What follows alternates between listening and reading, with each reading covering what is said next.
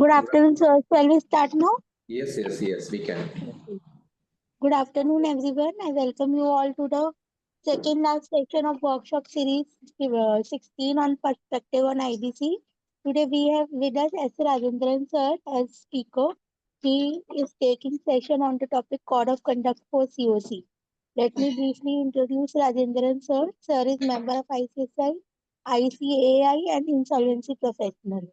He started his career in Canara Bank. Later, he has held several positions in PUSU and private sector enterprises before practicing as CS since 2014.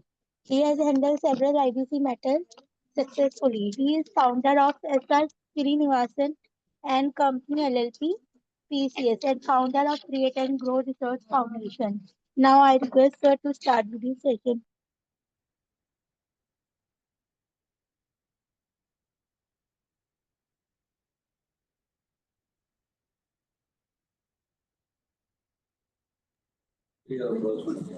Anjali, can I start? Hello?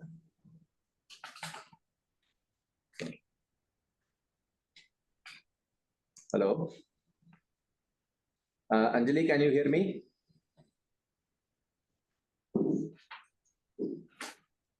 Participants, am I audible? Yes, audible, sir. You can. Audible. Okay. Thank you.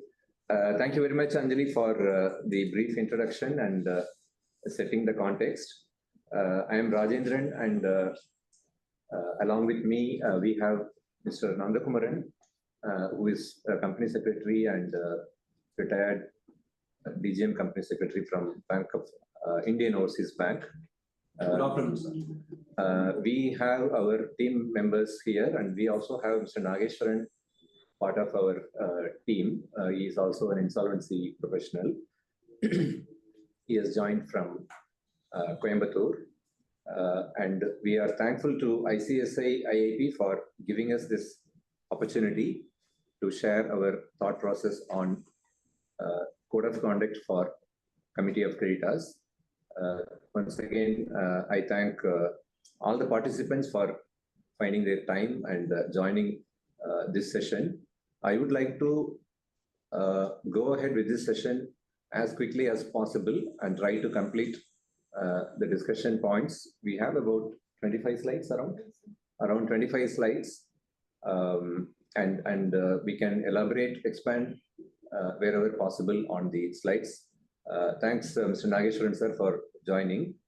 Thank you, sir. Thank you. For the benefit of the participants and also the team presenting this topic, I would request the participants to unmute the video and also show their attention. Many a times it so happens that when you mute your video and you do some other work, suddenly the camera catches you on the wrong foot. So it so happens in hearings, court hearings also, and people have been reprimanded for not being presentable, not being in the correct attire for the meetings, for the court hearings and also for sessions like this. So with that word of a kind of request to the audience, the participants, I'm able to see about totally 19 participants as of now. And probably I think after some time we can have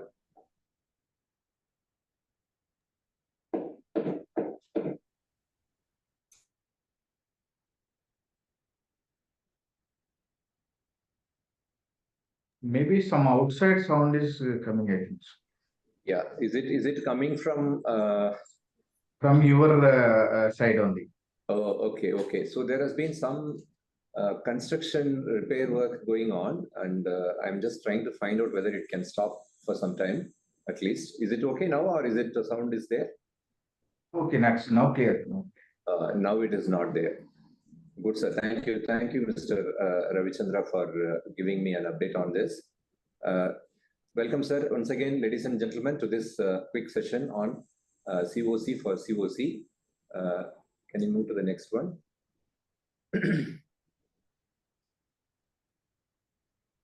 Yeah, please go ahead.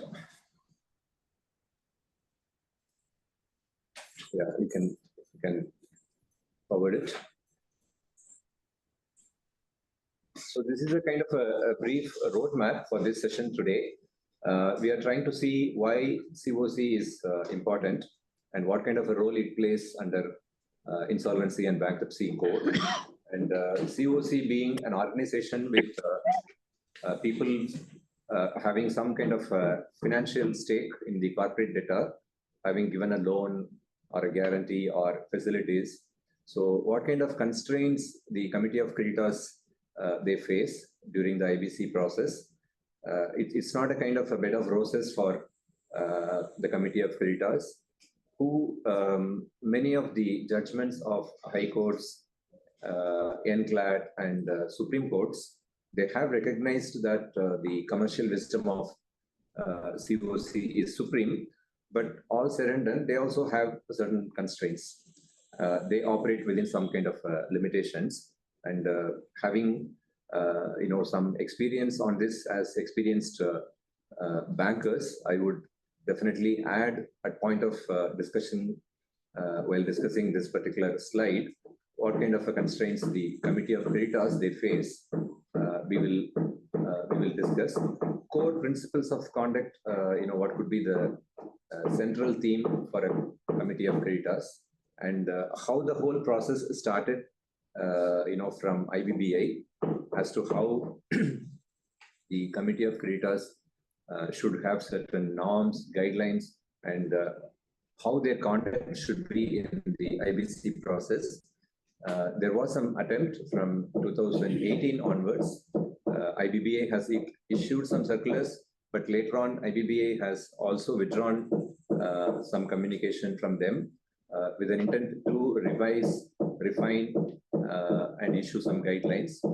And we have also seen some kind of a judicial intervention sometime in 2024. Am I right? The Delhi High Court judgment in 2024, Delhi High Court gave a direction to the IBBI that better you formulate guidelines on the code of conduct for CoC. So thereafter, IBBI has come out with a code of conduct. And what are all the case laws, judicial decisions, judgments, defining or explaining what should be the role of Committee of Creditors and how they should conduct themselves in the IBC proceedings. And practical checklist for the CoC members, we have attempted, to codify, list down some of important areas. Apologies for some kind of a noise coming from next door. We are trying to ask them to, just restrain themselves from creating some kind of a noise, but unfortunately, they have some work to do, it looks like. So practical checklist we have seen, and key issues and insights and learnings in the process. This is also listed, and what kind of a conclusion and way forward we can have it in the code of conduct for CoC. We will take a small snapshot at the end of the discussion. Thank you, and we'll go ahead now. Next slide. So I believe three questions come up. Why there should be a code of conduct for the CoC, and who is the person, or rather who is the right person who can lay down the code of conduct for the CoC. You can see under this second question, there are about 5 at least authorities known to me, to our team members. RBI, IBBA has already done some work on this. IBA, I don't know, maybe my colleagues from the banking circle can enlighten me if IBA has issued any code of conduct or guidelines. Ministry of Finance, being the kind of controlling ministry on banks and financial institutions through Department of Financial Services, they exercise a lot of control on nationalized banks as well as the private sector banks, and whether they are the right people to set down lay down some kind of code of conduct, or the Ministry of Corporate Affairs, being the ministry in charge of the legislations, particularly IBC, whether they can formulate some guidelines. But of course, Ministry of Corporate Affairs comes under Ministry of Finance, under the same cabinet ranked minister, Nirmala Sitharaman. But nevertheless, we are going to talk about the role and possibly whether these institutions are the right people, or whether the CoC itself can have a kind of governance for themselves. It's like a self-regulatory measures, a code of conduct, whether the CoC themselves can have it. In the sense that if there are three banks, let's say Canara Bank, State Bank of India, Bank of Baroda, if three banks are there in a CoC and they have different sets of code of conduct, it's possible because of their own board policies or something. But nevertheless, there can be a base code of conduct, and some banks may have more rigid, more restraining or more elaborate or more detailed kind of controls. More transparency also, sometimes the code of conduct can be devised by the Committee of Creditors. So the point I would like to highlight is, can there be a meaningful self-governance by way of a code of conduct? Will it be effective? Because it is coming voluntarily. It is not imposed by somebody else higher in the hierarchy, up in the ladder. But they themselves are giving to the people handling IBC matters, look, gentlemen, this is the framework within which you have to conduct the CoC proceedings, like, attending the CoC meetings, taking decisions, e-voting, comments on certain important documents like information memorandum, resolution plan process. Resolution plan vetting process is a very, very, kind of a sensitive, detailed, and very crucial kind of a role the CoC is supposed to play. Many times I've seen the CoCs offloading this work to professionals, to Big Four authorities, and they do a kind of a vetting, line by line kind of a thing. But, the primary expectation from CoC is that the resolution plan should comply with all the terms. So sometimes they may miss certain nuances or, details in the fine print. That is why they entrust this work to a third party, a professional agency. But nevertheless, the responsibility is on the CoC itself. I believe, from our team, I'm just checking that in the recent in IBC bill, which has been introduced in Lok Sabha, I think there are certain points which have been mentioned on the code of conduct, or how the regulations can be made by IBBA for the governance, right, for the code of conduct for the CoC. I think there is one provision in the IBC bill has been added. Yeah, and also how this enforcement of discipline or the code of conduct can be made. Can there be a separate agency? My friends, all of you who have joined here are insolvency professionals. So you have a regulator above us. All of us have a regulator. Either it could be the IPA, Insolvency Professional Agency, or the IBBA, Insolvency and Bankruptcy Board of India. Apart from these two regulatory bodies, we are also under the kind of surveillance or supervision or control, I can say, of the adjudicating authority, the appellate authority, and NCLT and CLAT as well. So like the insolvency professionals, we are answerable to a host of authorities or agencies. The CoC also is liable or answerable to their higher-ups.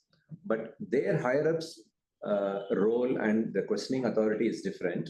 But under this IBC framework, whether a separate body or an agency or a kind of an outfit which can independently verify the code of conduct followed by the Committee of Creditors. This is our kind of a thought process. I thought I can just put across to the audience today the overall view and kind of context. I think in my view, the whole session today, the code of conduct for CoC. It would like why the code of conduct is required and who are all the right people, and probably I have missed out what could be the code of conduct, what could be the areas, or what could be the factors under which the code of conduct should be talking about. So there is a why, there is a who, and there is a what, and there is a how. So ladies and gentlemen, I would like to proceed with the discussion points. And at this point, of setting the context, if any one of the members, participants here would like to share anything on this context, you are most welcome. And I would like to have this session as an interactive session. People can interrupt me anytime. You can raise your hands saying that I would like to ask a question or share a comment, or I would like to make a suggestion. Anytime, please do that. And kindly unmute your video and show your commitment to this process. I'm not going to take 3 hours today. It will be like 1.5 hours of our discussions, and thereafter another half an hour for our question and answers, and we'll make it crisp. So, gentlemen, any question or any comment from the participants here? Hello. Yeah. Yes, sir. Mr. Rajendran, hi. Yeah. Shantanu Ray here. Yes, So Mr. my persistent question to even IBBI had been one thing, and to the banks, if the creditors are in control, then why are they not responsible? For example, when a CIRP kicks in, the board of directors of the company gets suspended. All their powers are suspended, and the creditor is in control. The CoC is in control. Correct. My submission was in one of the seminars of IBBI, where the chairperson was there, and some very senior officers from other banks were there. Then why are you not as liable as a director?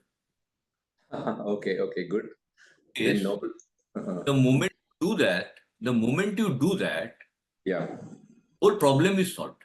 In my case, because then CoC is the BOD and RP is the CEO. Okay.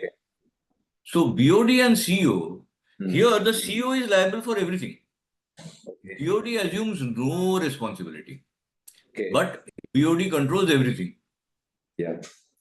Right? So the moment you make the CoC also liable like board of directors, what will happen is this whole CIRP thing will get straightened out. Everybody will behave very responsibly,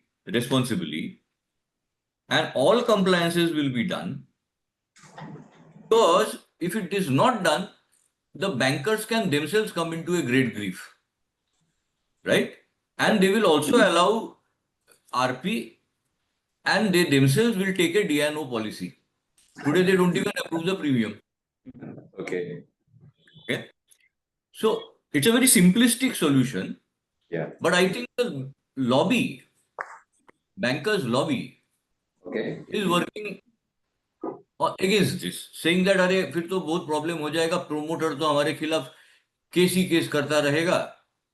भाई आज तो मेरे खिलाफ भी तो करता ही है ना, तो मैं अकेला क्यों झेलूं जब डिसीजन आप ले रहे हो. Right? That is one. Second submission is, just like SEBI has control over all issues relating to capital markets, right? So even if you're a bank who is engaged in any particular capital market activity, either you float through a separate subsidiary, or even if you are carrying out within the bank, you are governed by the provisions of SEBI Act and its regulations. Correct. Of course, there is a SAT where you can appeal. Now, here, by that logic, since IBBI is a sectoral regulator, solvency and bankruptcy, then every possible participant in the process should come under the umbrella. And they should be able to make the laws for that. I think the amendment bill does empower IBBI to that extent. Yes. Proposes something. Correct. Let us see how it comes out. But as far as CoC is concerned, if my whole point is if the creditor is in control, why is the creditor not responsible? Sir, Because if you see the creditor driven, sorry, I'm taking a little more time. Even if you see the creditor driven responsible, this CIRP, which is coming up now in the amended act, there, CLRP, yeah, the creditor-led process. So there, again, the board of director remains, and the board of directors remains responsible and liable, and obviously TK, the RP has a overriding power. So if this being the case, when it is a CoC, the CoC should also be equally responsible for Point well taken. Yeah. Point well taken. My submission. Thank you, sir. You are from Kolkata, right, Mr. Santanu? No, I am Shantanu T. Ray, AAA Insolvency Professionals LLP. I am a senior partner in Bombay. Bombay, very good, sir. Very good, wonderful. Thank you very much, Mr. Santanu Ray.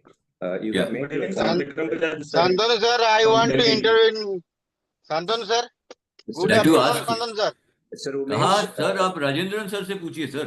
मैं तो speaker नहीं हूँ, मैं तो just interview कर रहा था. नहीं सर, इसमें और एक सर बढ़िया पॉइंट आप रेज किए सर. Mr. Umesh, मुझे सर ये एक पॉइंट है sir.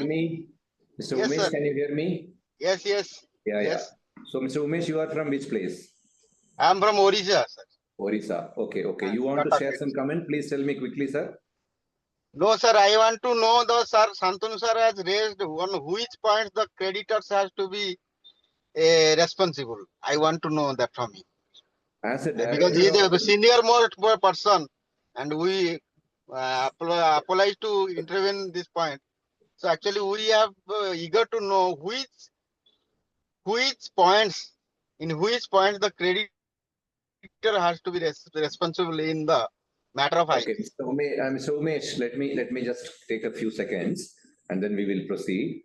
Mr. Santanu Ray has made 2 points. The first point you are talking about is making the committee of creditors liable and responsible as board of directors of the company.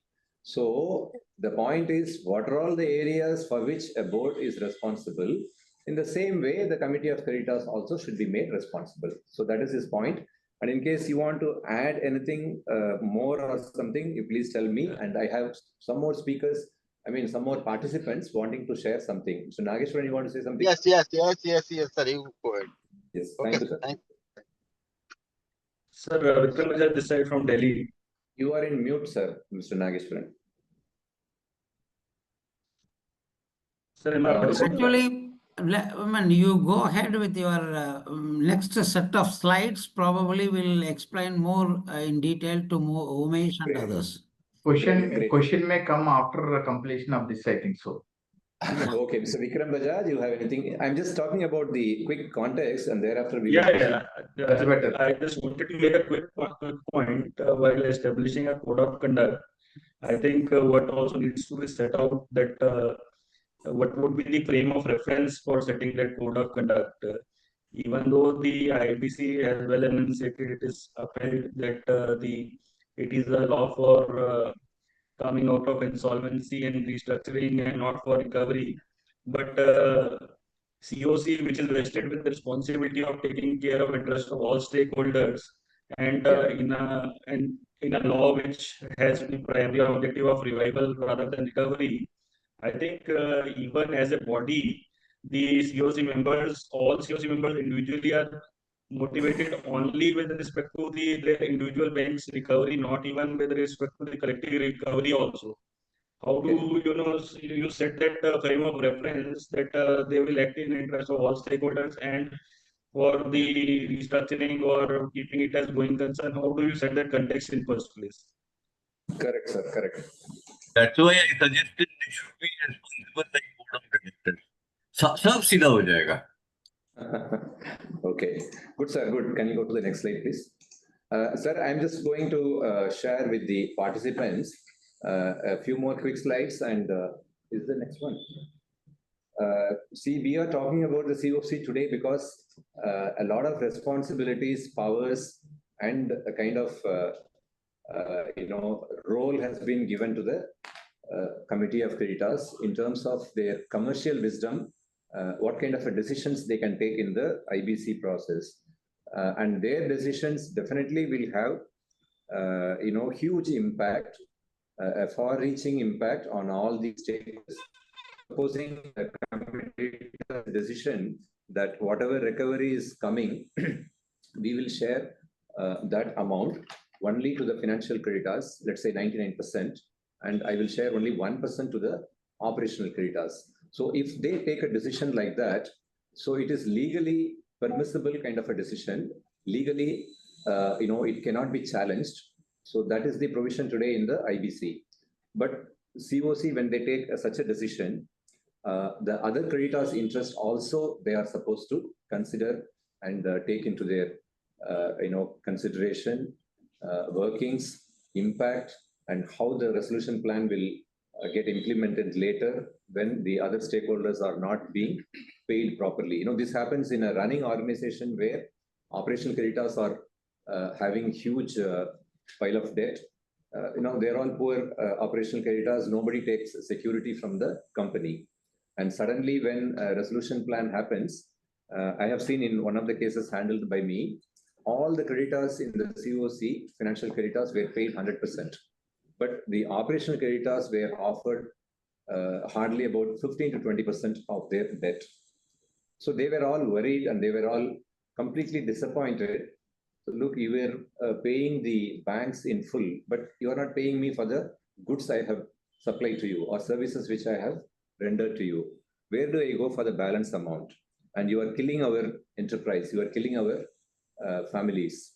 So literally kind of, situations have come like this, where 0.5%, 0.8% decimal kind of a plan payout also has been seen in many resolution plans. So this is the kind of a situation. So there I'm just saying that CoC has got a big role, and their utilization of commercial wisdom, applying of the commercial wisdom definitely is very, very important. IBC in itself, the code itself is saying that certain decisions will have to have 66% approval of the CoC, and the RP cannot proceed on its own, only after getting the approval of the CoC. But in general, what are all the items which have been clubbed in section 28, if you see, it will be like a constitutional change in the company's structure, like, articles of association, or even composition of the management, board of directors, or changing of the KMPs, change of auditors. So, and also raising of finance, interim finance. These are all the areas which have been listed there. Any kind of crucial decision you have to take, or any related party transactions which you want to take, those are all the areas in section 28. Commercial wisdom is a third element, which I thought we have already touched upon, but some of the court cases, CoC's commercial wisdom has come into play. And I personally have come to know of a decision in Chennai, in NCLT here, NCLT Chennai here, where a decision taken by the CoC was turned down by NCLT.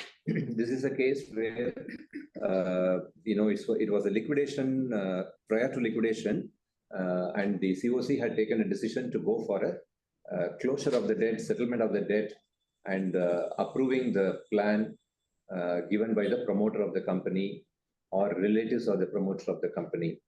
And later on, I think the case, the NCLT turned it down, the company went into liquidation, and during the process of liquidation also, the same kind of a proposal was once again submitted to the committee, the stakeholders consultation committee.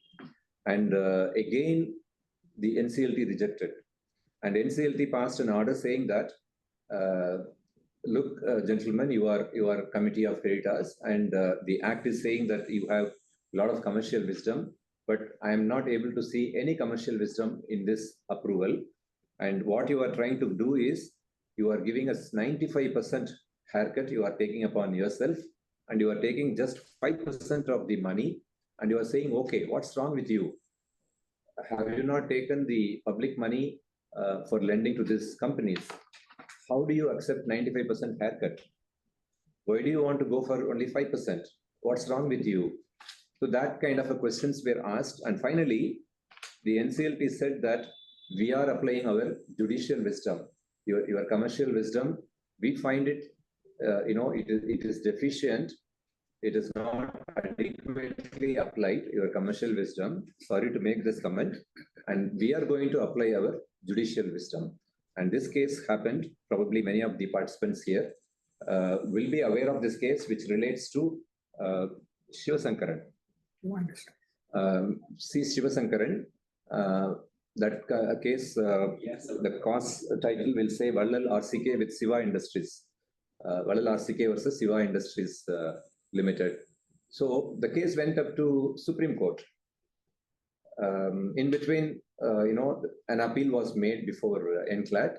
NCLAT also concurred with the views of NCLT. It also said that yes, whatever you are saying is correct. There is no commercial wisdom applied, and we will not say, this is okay.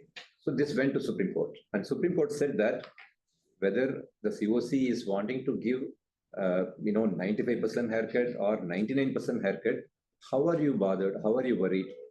The code is saying that the commercial wisdom, certain provisions of the code have to be verified and checked whether it has been complied with or not.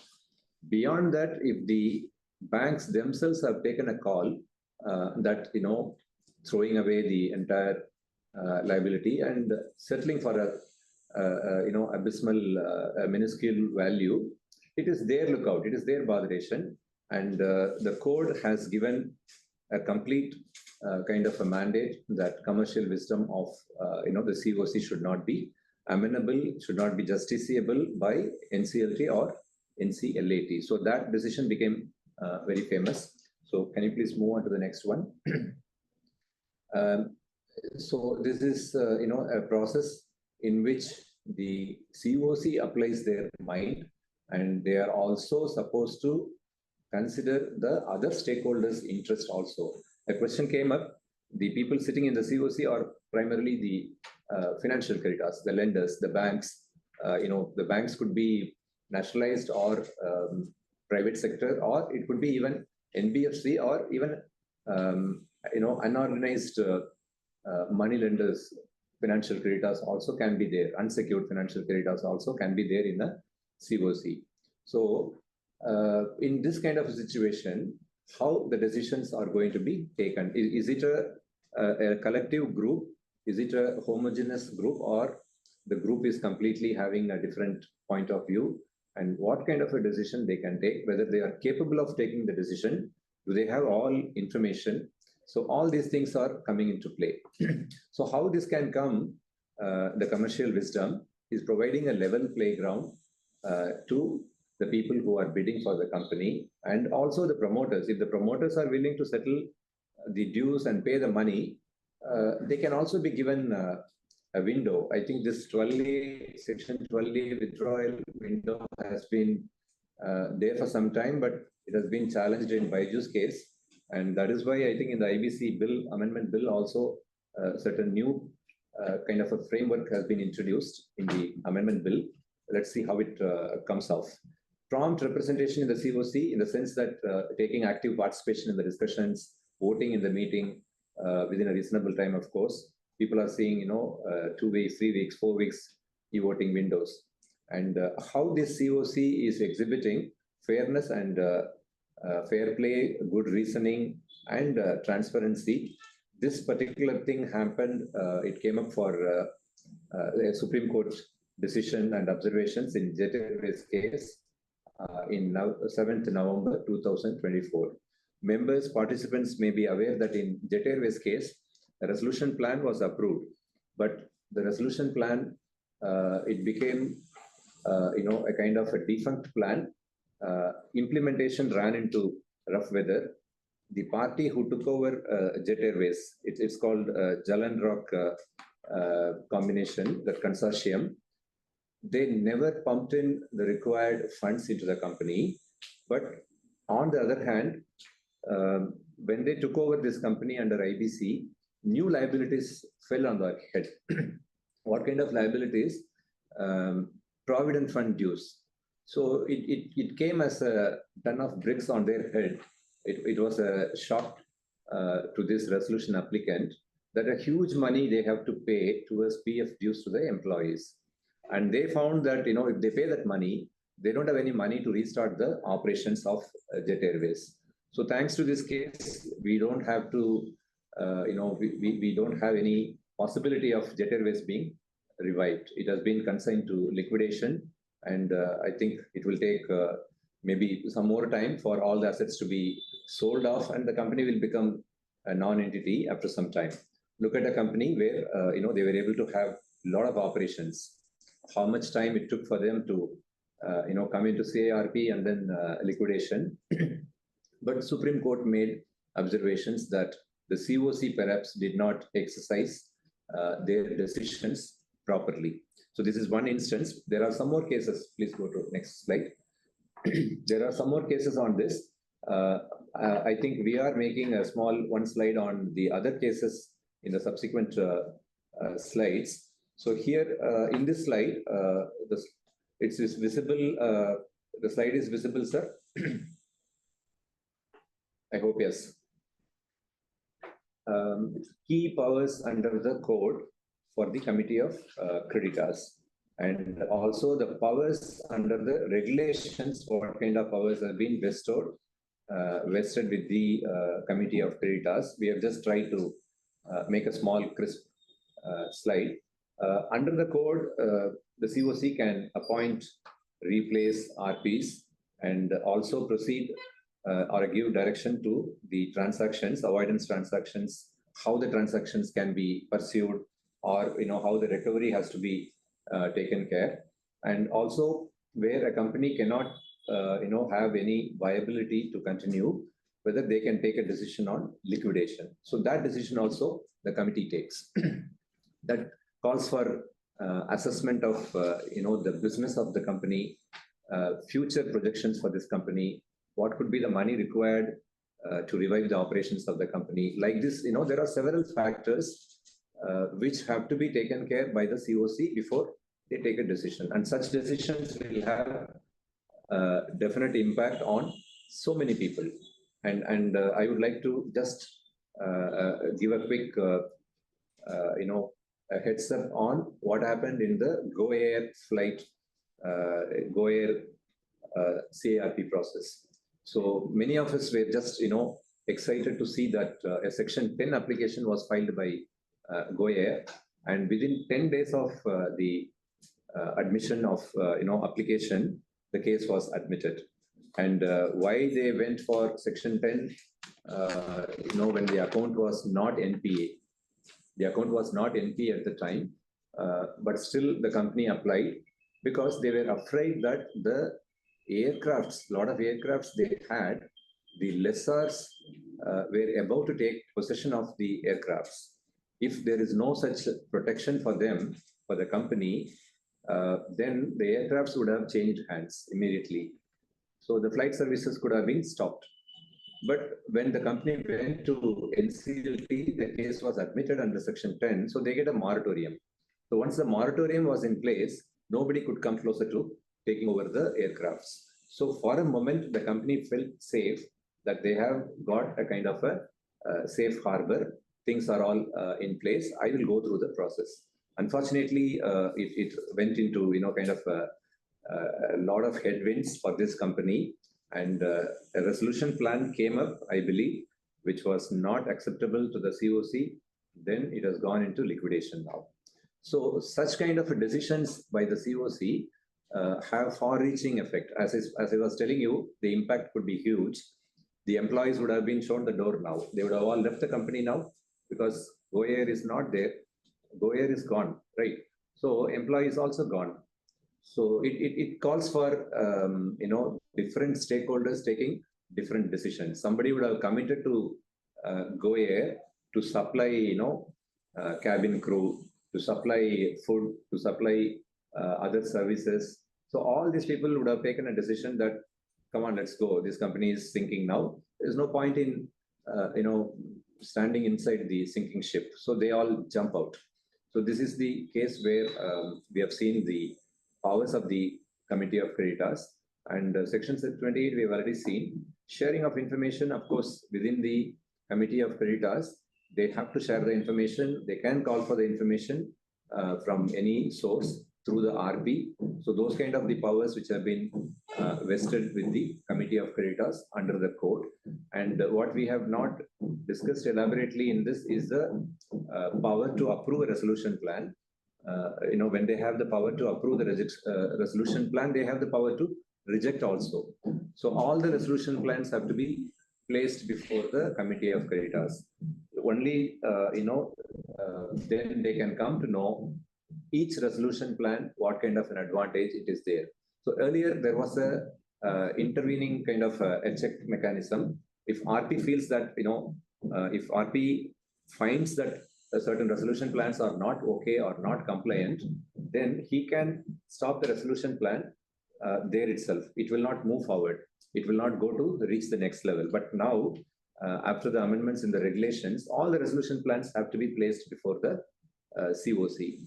And in fact, I am seeing in the regulations, some amendments are already there. Discussion papers have been floated where CoC has to take some active discussion, record the discussions regarding the 29A compliances in the resolution applicants. Because, some disputes arise later on.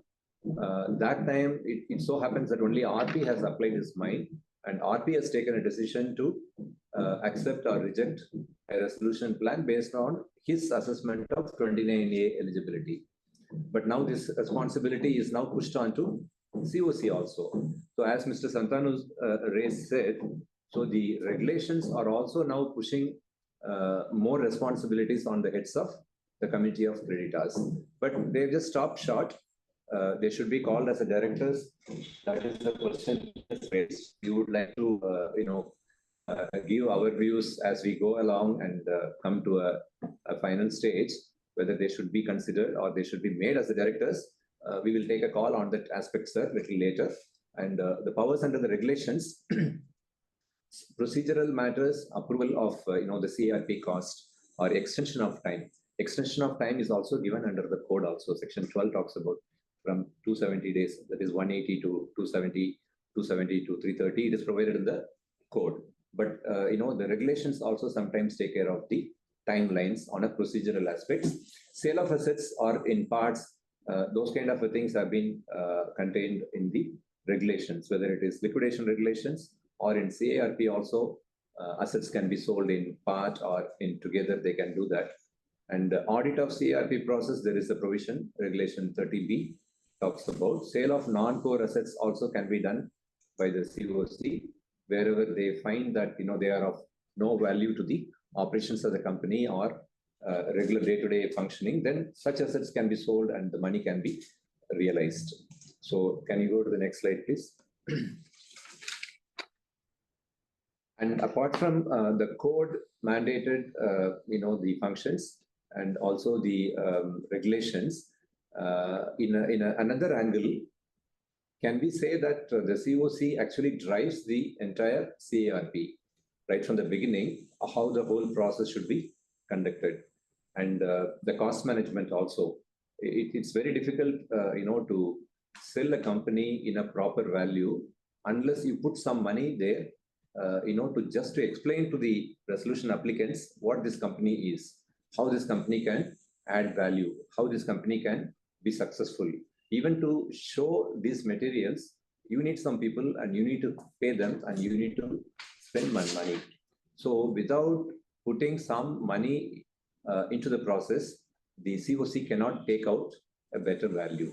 So CRP cost management is very important. So that decision, putting good money again into the company requires decision by the people, the creditors, the financial creditors. If it is a bank, definitely, such decisions cannot be taken by the people at the lower levels. So they have to seek their higher authorities for approval. Sometimes it goes to a committee, sometimes it goes to, higher levels Sometimes it goes to the ED or MD level also it goes. So they have certain kind of strategic decision to be made.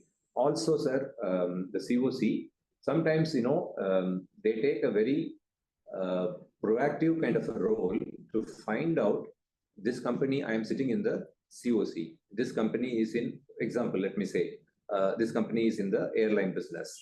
Now, CoC cannot take a blind view that this company has to be liquidated or this company can find its own value. So what they do generally, so they have some more clients, they have some more relationship. So they find out, they scout for a potential suitors for the company, not only in India, even outside also. So that kind of a role, it's a strategic role. That role is not actually envisaged in the code. The code is never saying that CoC should find a suitable purchaser or investor for this particular company, but it is a strategic role.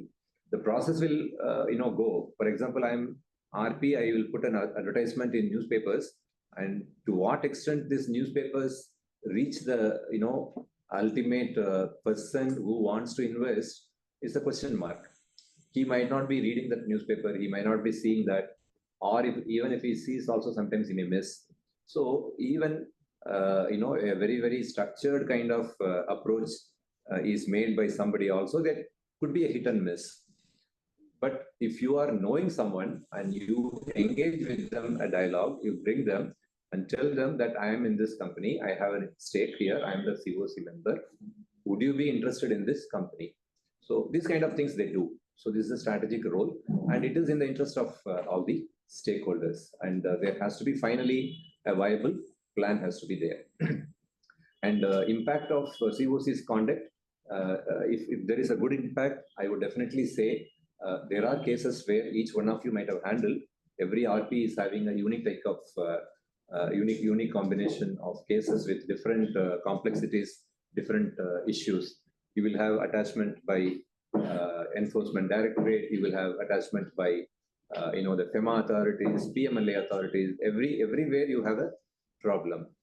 IBC companies, they come into the IBC net after all other possibilities have been examined. Then only they come into the IBC. So they are not in good shape when they come into the IBC. I will share a few observations made by the IBBA chairperson on this aspect after this slide. So the impact of the CoC's conduct, value maximization.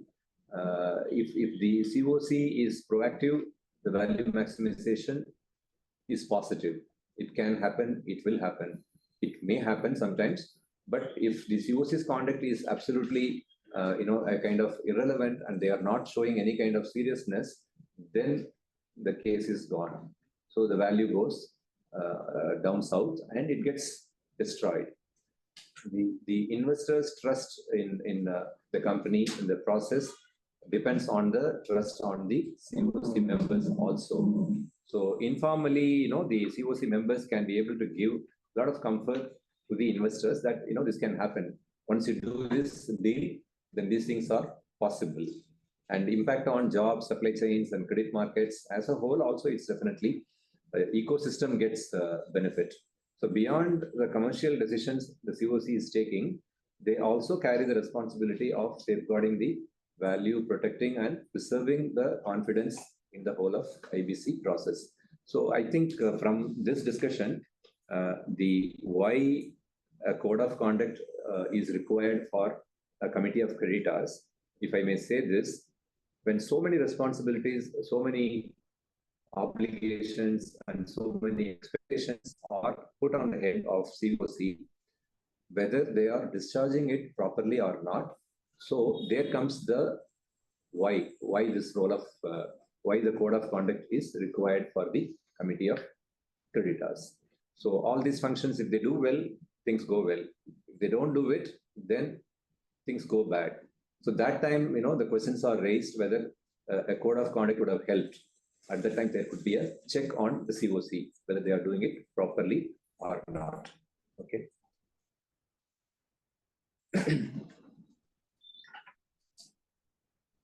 We talked about the strategic advantage.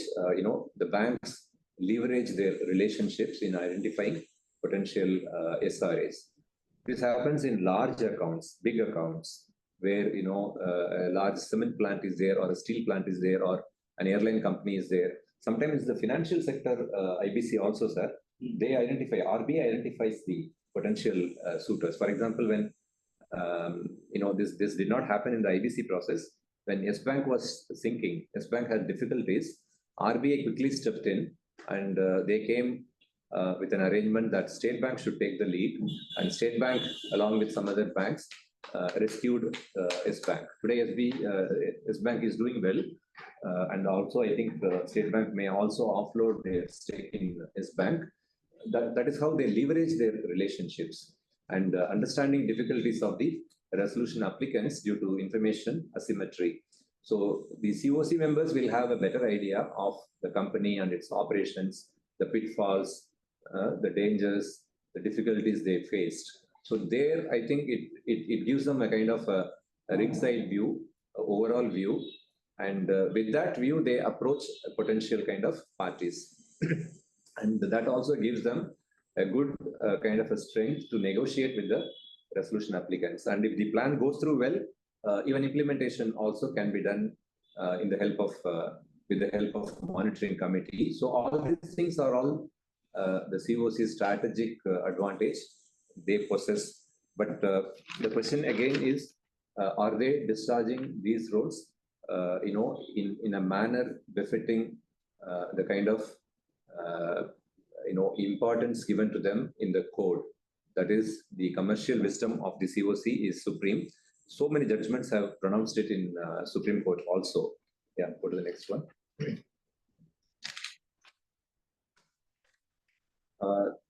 We have already seen that, at the time of approving a resolution plan or a scheme under Section 230, a lot of thought process goes into this, and the CoC has to exercise either by themselves or by professional team, the compliance aspect of it, all these aspects, how they have been properly taken care or not.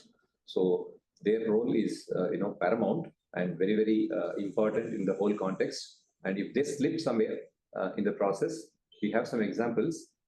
If the CoC ignores or if the CoC takes it light in some cases, the changes in the resolution plan, is it okay or not? Then some of the decisions of NCLAT turning down such resolution plans have happened. So very, very sensitive area when they are approving a resolution plan or a scheme. All aspects under the code as well as the regulations or any other law also. The important point is any other law. In any other law, if there is a violation, the courts can say this plan is not cannot be approved. The plan is violating some of the provisions. It cannot be. They cannot approve the plan. So that kind of decisions also have taken. Okay.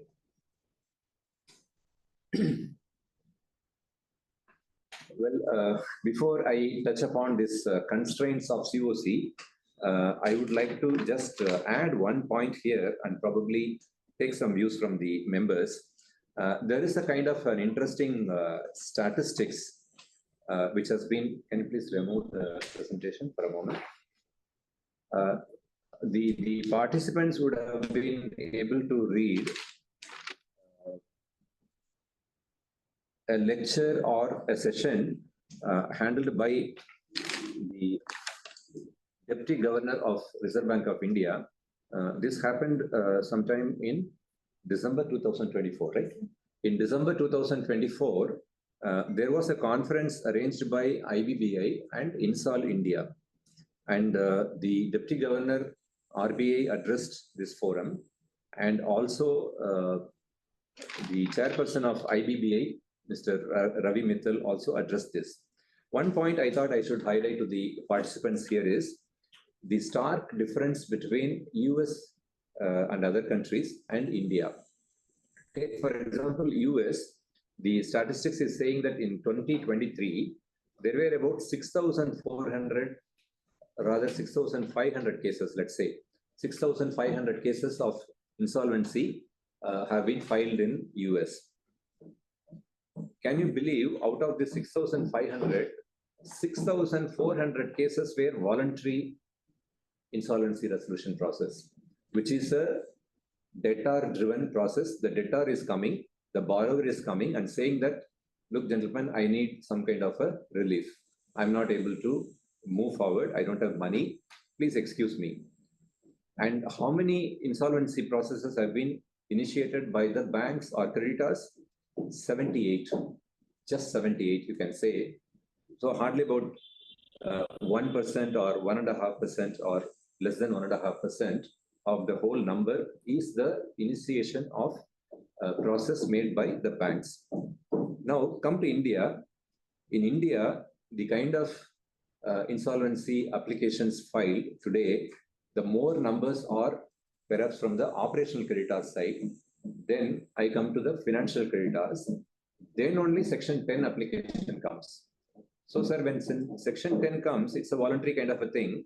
And nowadays, we are not saying huge numbers, excepting that Go Air flight I told you, it's a Section 10 application where they wanted some protection for their assets. The aircraft should not be seized by the lessors. So they went to the court. So primarily in India, it's a creditors-driven insolvency process. Creditors are pulling down the companies and dragging them into IBC. So when I say creditors, operational creditors and financial creditors. And why operational creditors are coming to IBC? They have a very strong, successful kind of percentage of recovery. Because when you try to pull a company into IBC, the company first immediately gets a shock. Why this fellow is drawing us to IBC process? Is there anything wrong? Then they want to go for a settlement. Byju's case, you would have seen. Moment, BCCI brought them into IBC, and Byju said that, come on, let's settle down. Let's close this dues. I will pay off and withdraw your application. So an operational creditor, BCCI is an operational creditor.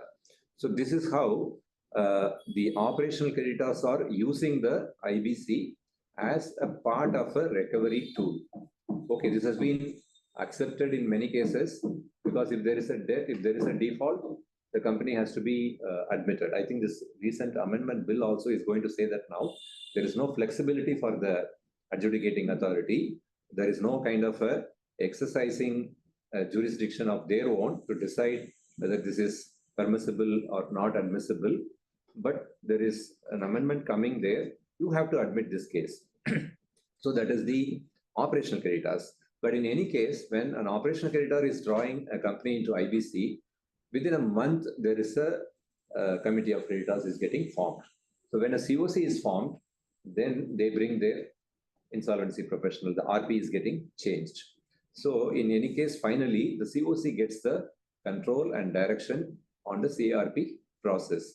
So this is where in Indian context, the CoC has to have certain amount of capability in running the process, in running the proceedings of CARP. This is where, sir, I felt that the difficulties which have been faced, the CoC has been complaining, CoC has been highlighting that judicial process is taking more time. But in the same lecture, in the same kind of session by the chairperson of IBBI, he highlights the banks are coming to IBC very late.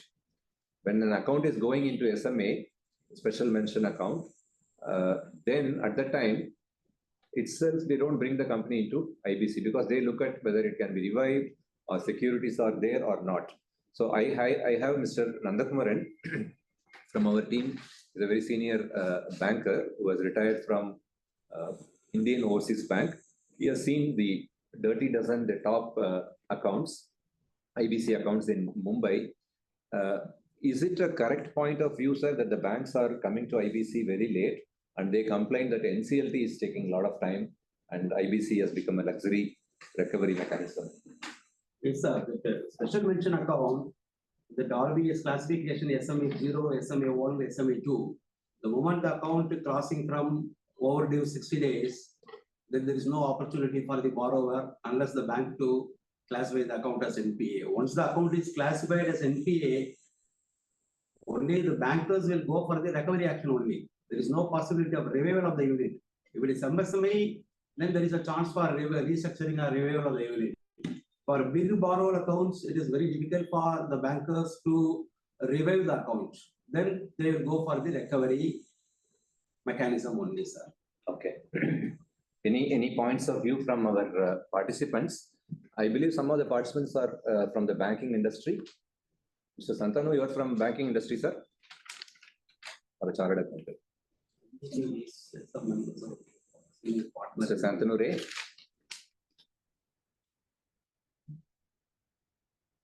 Okay.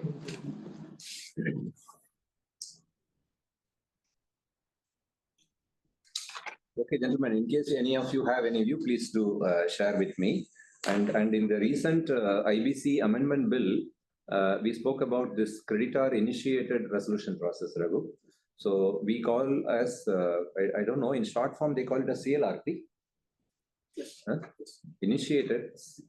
But incidentally, it is creditor-initiated resolution process, CARP. It comes as a CARP only, but they call it a CLRP because a lot of areas of decision-making in this IBC amendment, they want to shift that responsibility or the powers of taking some decisions from the NCLT, and they want to give it to the creditors.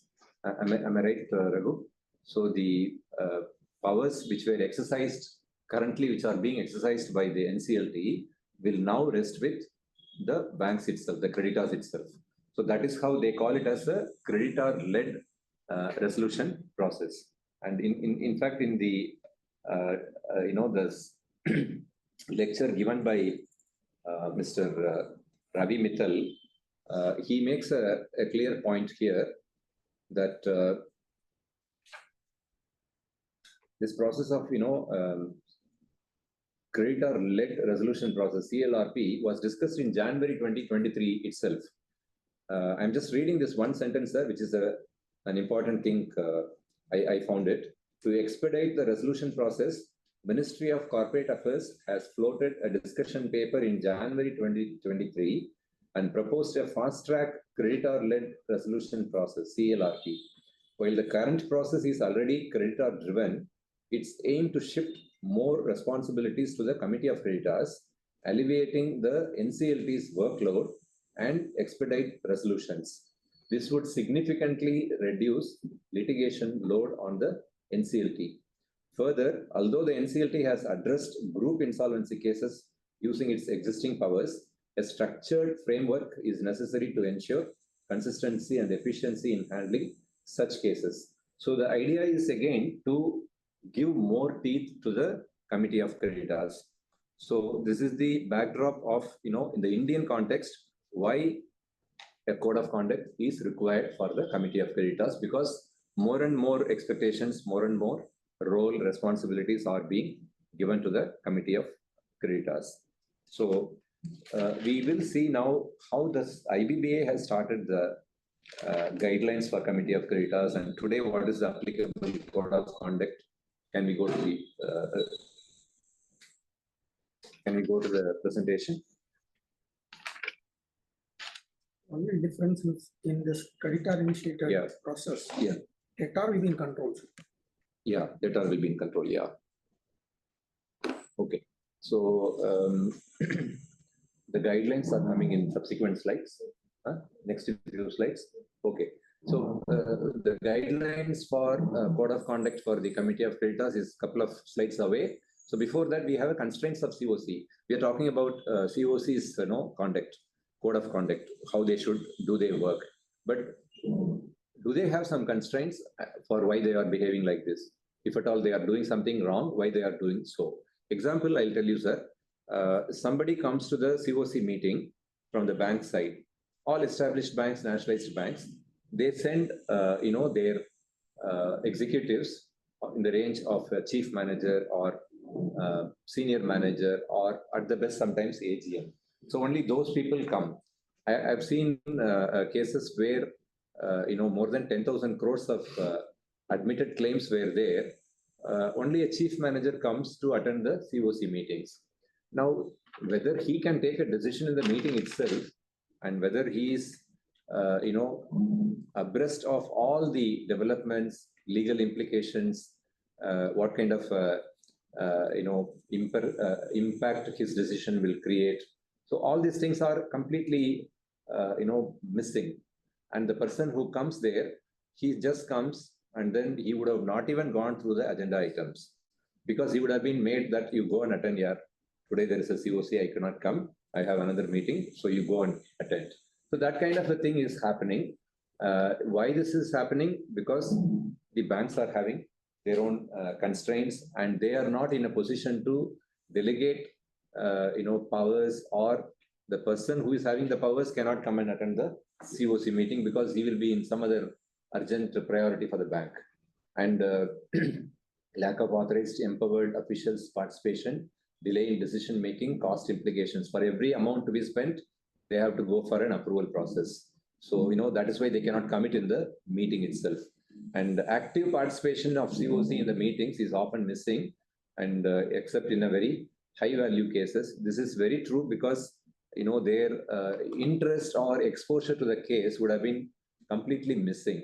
So if a person who knows the background of the company, either by reading the agenda or by having the case file, then only he will be able to have some meaningful discussion or a conversation in the CoC meetings. So I find most of the time, sir, the delegation issue, the approval process issue, I've seen cases where a very senior person comes and says that for every resolution, that resolution has to be passed anyway. All of them are agreeable, but that one particular gentleman from a bank will say, sir, please post it for e-voting. I will have to take approval. Hello, gentlemen, we gave this agenda 1 week ago, and this is a routine item. You have to have this decision. You cannot have any other decision. For example, extension of CIRP from 180 days to 270 days. So you are midway somewhere 180, and you have to go 270 because the plan is there pending or something. So there again, the gentleman will say, no, sir, I have to take approval. I don't have any authority. I cannot take a decision in the meeting. So this is really, strikingly kind of making things difficult for the CoC to explain why they are not able to go through the agenda, prepare the people, empower the people. Look, these 4 conditions, 4 resolutions are coming in the meeting, CoC meeting. On these 4 resolutions, this is our stand. You go and explain, you ask questions, and finally you can vote. This is the decision you can give. So that kind of a thing is not happening. So this is on the constraint side. Please go ahead.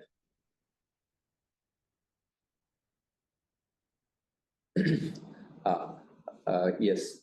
Before we go to the guidelines, currently applicable to the CoC on the code of conduct, I spoke about, the Deputy Governor of Reserve Bank of India making some comments in the international conclave held in December 2024. Can you come here, Mahalakshmi? So this is an important event where the Reserve Bank Deputy Governor has made, the mind of the RBI has come out in this. I was really surprised that this kind of a comment which has been made. I have Ms. Mahalakshmi in our team. Mahalakshmi is a postgraduate in law, and she is doing currently the PGIP program, postgraduate insolvency program, and she has been helpful in preparing this presentation. Mahalakshmi, would you like to share why this gentleman, he has made 2 comments. Can you please read out and expand on this? Yes, sir. So the comments of the Deputy Governor RBI was that the insolvency regulator IBBI should ideally be vested with the powers to enforce norms for the conduct of all the stakeholders in the IBC process. So this is an international conclave led by INSOL along with IBBI. In this INSOL, all the stakeholders' roles were detailedly analyzed, and RBI Deputy Governor's views were that IBBI, being the sectoral regulator for all the IBC process, should be vested with the powers to regulate all the stakeholders. So RBI, being the sole regulator of the banks, cannot issue a guideline for CoC where, apart from financial creditors, apart from banks, there are other financial creditors as well, where they cannot issue guidelines for the people who they are not controlling. So it will be possible for the sectoral regulators to enforce this, given the diverse set of financial creditors involved in this process. So ideally, his intention is that IBBI should be vested with the power to control and regulate the code of conduct for the CoC members. Thank you. Okay, thank you. Sir, being a senior person, a banker, this RBI governor's statement that IBBA should be given the powers, should be empowered, should have the teeth to control all the stakeholders, including banks. Then a question comes, banks are coming under RBI, banks are also having IBA, ministry also is there, Ministry of Finance is there, and Ministry of Corporate Affairs is there. So how this whole process will come? So we have Mr. Nandakumaran to expand on this, to highlight what are the difficulties the banks face in this context. Yes, sir. Yes. There is a pertinent question in the entire ecosystem of IBC. The financial creditors are not taking decision on the meeting itself while seeking approval of resolution plan by the RP or in the CARP or the liquidation process. First of all, just I would like to explain, in banks, the credit sanctions are given by various levels of committee. These committees are formed under the various authorities. Suppose assume that the bank is having a regional office, they have a regional level credit approval committee. Suppose if it is a zonal level, they are having zonal level credit committee approval. Then it is head office level. Then beyond that, it is going to CSA, credit approval committee, up to 250 crore. Assuming that I am from IOB, I know very well what is the sanctioning authorities, the discretionary level. The CAC is having up to 250 crore. Beyond 250 to 600 crore, it will go to the MCB, Management Committee of Board. Beyond 600 crore, there is no limit for the board for the sanctioning. But each committee is represented by various layers of authority, GM level, and represented by RBI nominee, represented by Government of India nominee. These people are frequently flying to various meetings and other official functioning. They are not able to sit at the central office to give immediate sanction at all. And these committees are often within the stipulated time frame convened for giving fresh sanction, ratification, confirmation, and also for the declining the proposals. Though the guideline says that the authority who is from the bank side attending the CoC meeting should carry the power for giving the approval. In fact, in IOB, in my experience, I have seen that the AGM is authorized to represent the meeting. Mr. Rajendran sir already told that almost all the banks are having the AGM level people only to attend the meeting. But the paucity of availability of staff and other constraints, they are not able to depute the AGM level officer. And one more thing, the branch manager who sanctioned the loan credit facility to particular borrower is thorough about the intricacies of the proposal and the strength and weakness of the proposal. But after some time, due to internal policy of the bank, the person is shifted and the new incumbent may not be able to understand the intricacies in the proposal. And moreover, suppose if the bank, one branch is sanctioning a loan at Chennai, the leader bank is situated at Bombay is sanctioning the loan, another bank.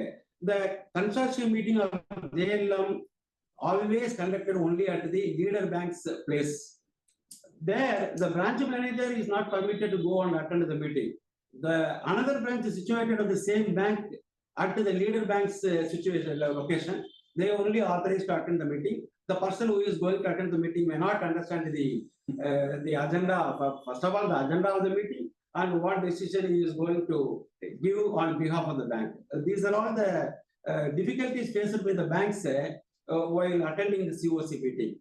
I understand that there should be some specific mandate must be introduced in the act itself. Only will solve this issue. Then only the bank will depute the person and the person may immediately give his bank's decision on the meeting itself, sir. Absolutely. Thank you, sir. Thank you, Mr. Nandakumaran. Sir, when matters of importance like resolution plan is to be approved, different plans given by investor A, B, C, each having its own merits, demerits, then I can understand that you need some time because a lot of complications are there. each resolution plan will have some plus, some minus, and there is a evaluation matrix also, right? So after that, a final decision has to be taken. But for simple decisions, most of the occasions, the banks request for a e-voting. So that should not happen. But in any case, sir, coming to this point, whether the RBI's deputy governor is saying that you empower IBBI. I think this is a message he is giving. The insolvency regulator, IBBI, should ideally be vested with the powers to enforce norms for the conduct of all the stakeholders under the IBC process. It's good that RBI is completely, taking its hands off the process and make the IBC regulator more powerful. So I think the question now comes to the government, whether under IBC, the code, can they bring some kind of a mandate? Right now, regulations are there, but the regulations, based on the regulations, some guidelines come, some circulars come, but that is not being complied with. And there is no mechanism to ensure the code of conduct has been proper. So that is the important issue. Go to the next slide, please. This is a kind of a slide which we thought we can share. This is from a report of PricewaterhouseCoopers and ASSOCHAM on the Insolvency and Bankruptcy Code. Key focus areas of the proposed code of conduct for the CoC. I think they had just mentioned that, these are all the important points.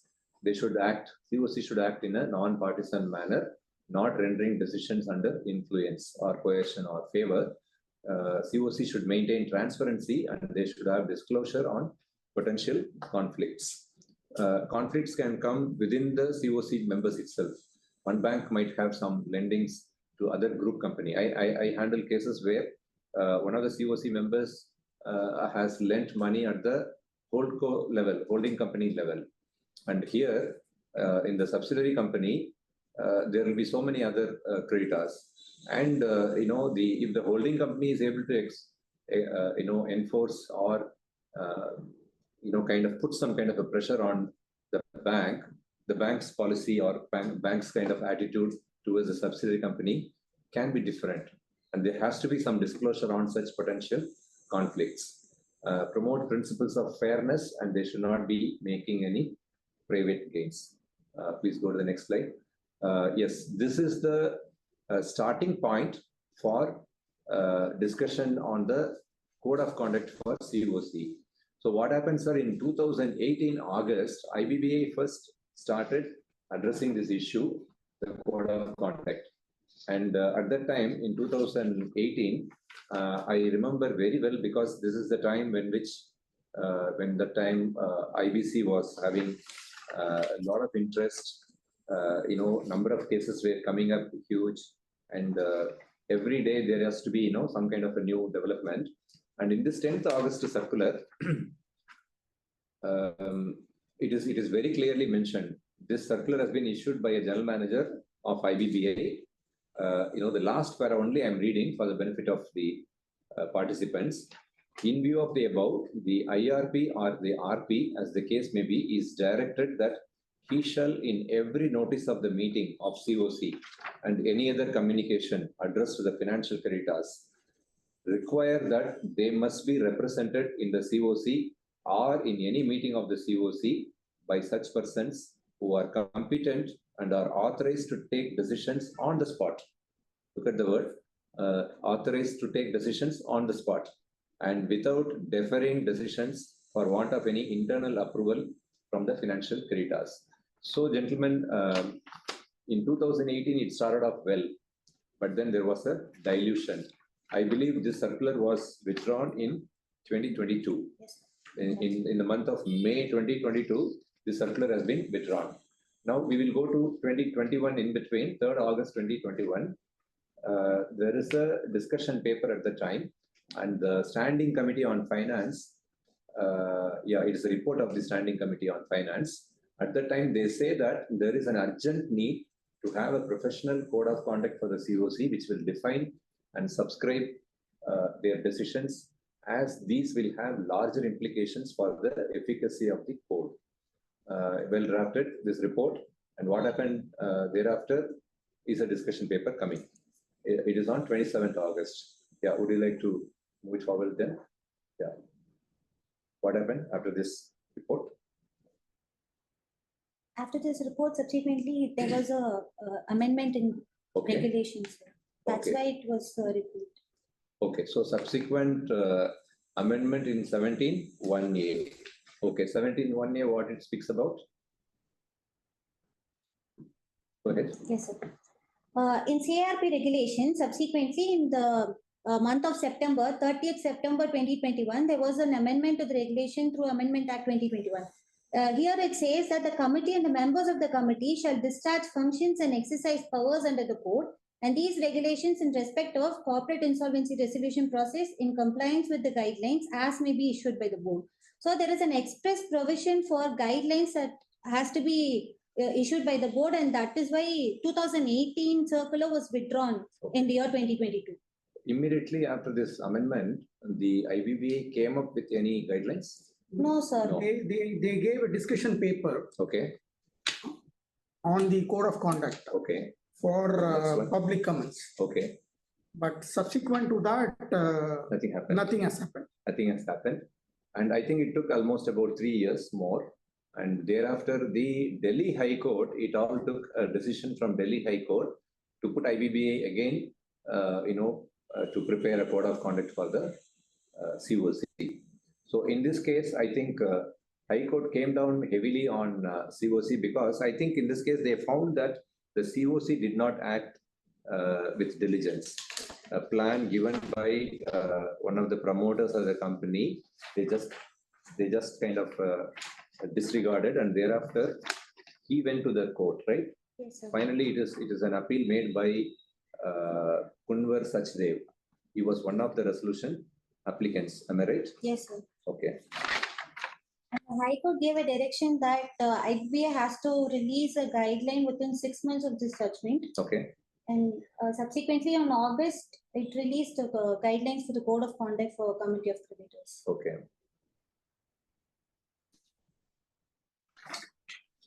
There was an urgent need for an effective code of conduct for the functioning of the CoC, and accordingly directed IBBA to finalize a code of conduct guidelines for the effective functioning of the CoC without diluting the sanctity of the commercial wisdom. So don't dilute the commercial wisdom, but at the same time, you have some responsibility, and the legislative intent of IBC should be protected. Okay, go ahead.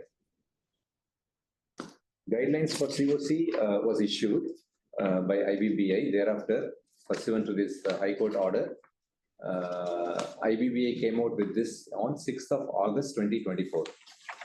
Ravi, even now, this is the applicable guidelines. Yes. So currently, these are all the applicable guidelines for the Committee of Creditors. So, ladies and gentlemen, you can just see that the topics which they have covered in the guidelines, they are sounding very good, absolutely fantastic. But then there is no teeth. So when I say this, there is no teeth. When you are saying that these are all the code of conduct, is there anywhere they are saying that if you don't follow this code of conduct, this will be the applicable penalty, this will be the repercussions? There is no such kind of a thing. So it is more like, I am telling this to you, it's for you to accept it, or you don't want to do it. It's okay. So kind of a guidelines, these are all not a binding character is not there on this guidelines issued by the IBBA. Otherwise, I can say that whatever they have stated there is all idealistic kind of a goals, situations, and every CoC should follow all these things. I will just read out only one or two important aspects which they have covered in this guidelines. See, it is regarding the cost. When I say cost, it is like CARP cost, incurring CARP cost. What does it mean? The company is not doing well. CoC is there in position, RP is there, but you have to pay people. You have to pay the RP. You have to pay for advertisement in the newspapers. You have to pay for the valuers. You have to take some steps, and protection of the assets. Will this This is in the bill. Yeah. Okay. So when this kind of a role has been specified or a conduct has been specified, on the cost aspect of it, there are 3 items which are listed here. Take necessary measures to ensure that the insolvency resolution process cost is reasonable. Expeditiously decide on all the expenses to be incurred by the IP, including the going concern expenses of the corporate debtor and his fee. Prudently fix the fee payable to the liquidator while deciding to liquidate the corporate debtor. So these 3 important things have been mentioned in the guidelines. Most of the times, I can say that the payment, when you go to the committee of creditors for payment of CARP cost, very, very difficult to get from them, because the moment they will see that assets are there, something will come in return, then only they will be able to have some comfort. If the company is having operations, some revenues are coming, then probably they will be little more, comfortable to say that, okay, you go ahead. And I'm seeing here, expeditiously decide on all the expenses to be incurred by the IP, including the going concern expenses. The going concern expenses, to keep the company as a going concern, requires money for payment to the employees' salary or operational goods supplies. That decision CoC never encourages. Banks, will be very, very inclined, will not be inclined to consider any further outflow of money from their pocket to the company. So this is the issue. And the last point you can see, sir, is the feasibility and viability of the corporate debtor. What is that they are saying in the guidelines? Carefully review and assess the information memorandum prepared by the IP and offer additional insights. Give additional insights to the RP when he is preparing the information memorandum. This is very, very important, because information memorandum is nothing but a prospectus, where you are giving every detail about the company, the corporate debtor, to the persons who is going to put his money. I want this company. I want to know what is the asset in this company and what are all the litigations, issues, liabilities. So information memorandum carries everything. So information memorandum IM is the most important thing. There you put your own contribution. You go through it, line by line, seriously, and give your additional insights. That is the direction. That is the guideline. Duly contribute to the preparation of the marketing strategy by the IP, and also takes measures for marketing of the assets of the corporate debtor if necessary. Ensure that all resolution plans are placed before the CoC. That is anyway there in the code.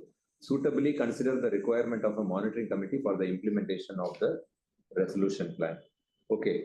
Now my team is saying that in the amended IBC amendment bill, section 235A, punishment where no specific penalty or punishment is provided. If any person contravenes any of the provisions of this code or the rules or regulations made thereunder, for which no penalty or punishment is provided in this code, such person shall be punishable with fine, which shall not be less than 1 lakh rupees, but which may extend to 2 crore rupees. So this is an additional section added. 235A is added first. Yes, huh? They are introducing to add. Oh, okay. So when we are telling about, there is no teeth, there is no penalty provisions in the code, I think this is where they have added this provision. This is an additional insertion of 235A. 235A. Okay. Yeah, go to the next slide. So decisions by Honorable Supreme Court.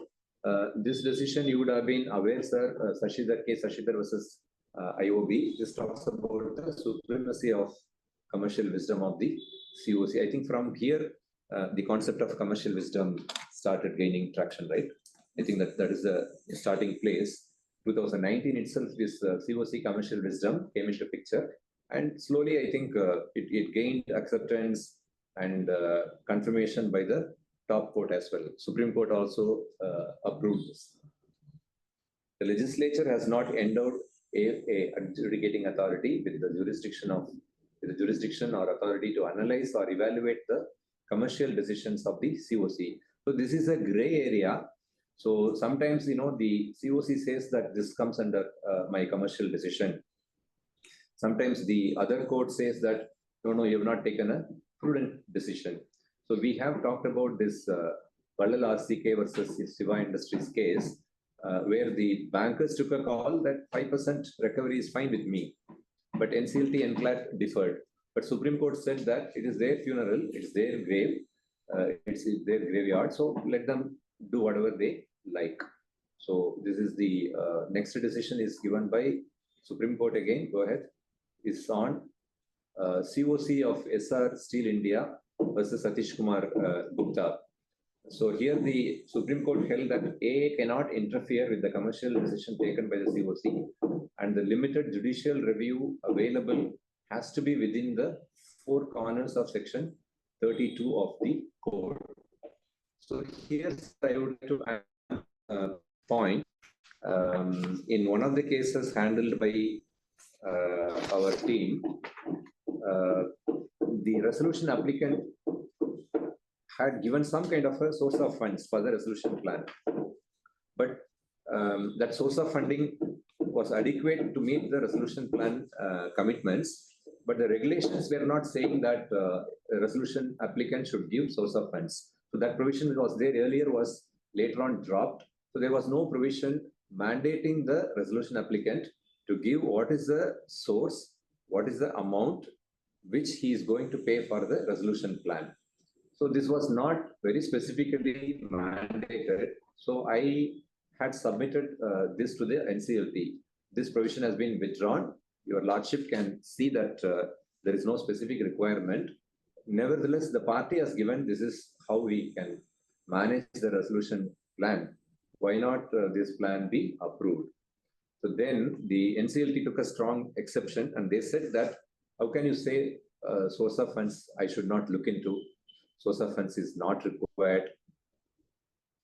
Because I think the provision in the NCLT, provision in the IBC, the NCLT pointed out very clearly that the requirement on the adjudicating authority is very clear in section 31, subsection 1, proviso. The proviso is saying that adjudicating authority shall, before passing an order for approval of resolution plan under this subsection, satisfy that the resolution plan has provisions for its effective implementation. So the provisions for effective implementation includes a host of factors. One of them could be the source of funds. Another could be like management bandwidth. What kind of people you have? Do you have enough management strength to take over this company and then run the company? Take for example, the decision taken in Jet Airways. Jet Airways was a large company. They had landing slots in almost all the airports in India, and they had an arrangement with British Airways. They had some landing spots in Belgium, in Brussels. So they had a lot of operations. I think before Jet Airways went down, they had arrangement with Etihad, Emirates. Yes. Right. So all these things were taking place. So at the time of approving the resolution plan, the adjudicating authority was supposed to see whether the new person who is taking over the company, the Jalandhar Consortium, whether they are capable of implementing the resolution plan. But the plan was already approved by the CoC. Adjudicating authority also thought perhaps that, the grounded airline will take off, but they never took off. And probably I think, a person who is having at least some financial resources, they would not like to, commit the entire thing as waste, going after some company where you see only more risks. Nothing of, a revival is possible. So they stopped at some point in time and they did not infuse further money. So they went into liquidation process. Please go to the next slide. In one other case from Chennai side, this is the Appu Hotels case in Chennai, M.K. Rajagopalan versus Periyasamy Palani Gounder. So this is May 3, 2025 decision by the Honorable Supreme Court. So it came down on the CoC on some aspects. strict compliance with IBC regulation is essential. Resolution applicant must be free from conflict of interest. Procedural irregularities can invalidate this entire CRP process. Failure to present the final version. In this case, the accusation was the final revised resolution plan was not presented to the CoC before the voting was made. Before the conclusive decision was taken by the CoC, the final version did not get placed before the CoC meeting. So commercial wisdom of CoC is crucial, but cannot be overriding on the mandatory legal aspects of it. So this decision highlighted 2-3 other aspects also, which CoC should have been careful to take note of it at the time of approving the plan. Go ahead.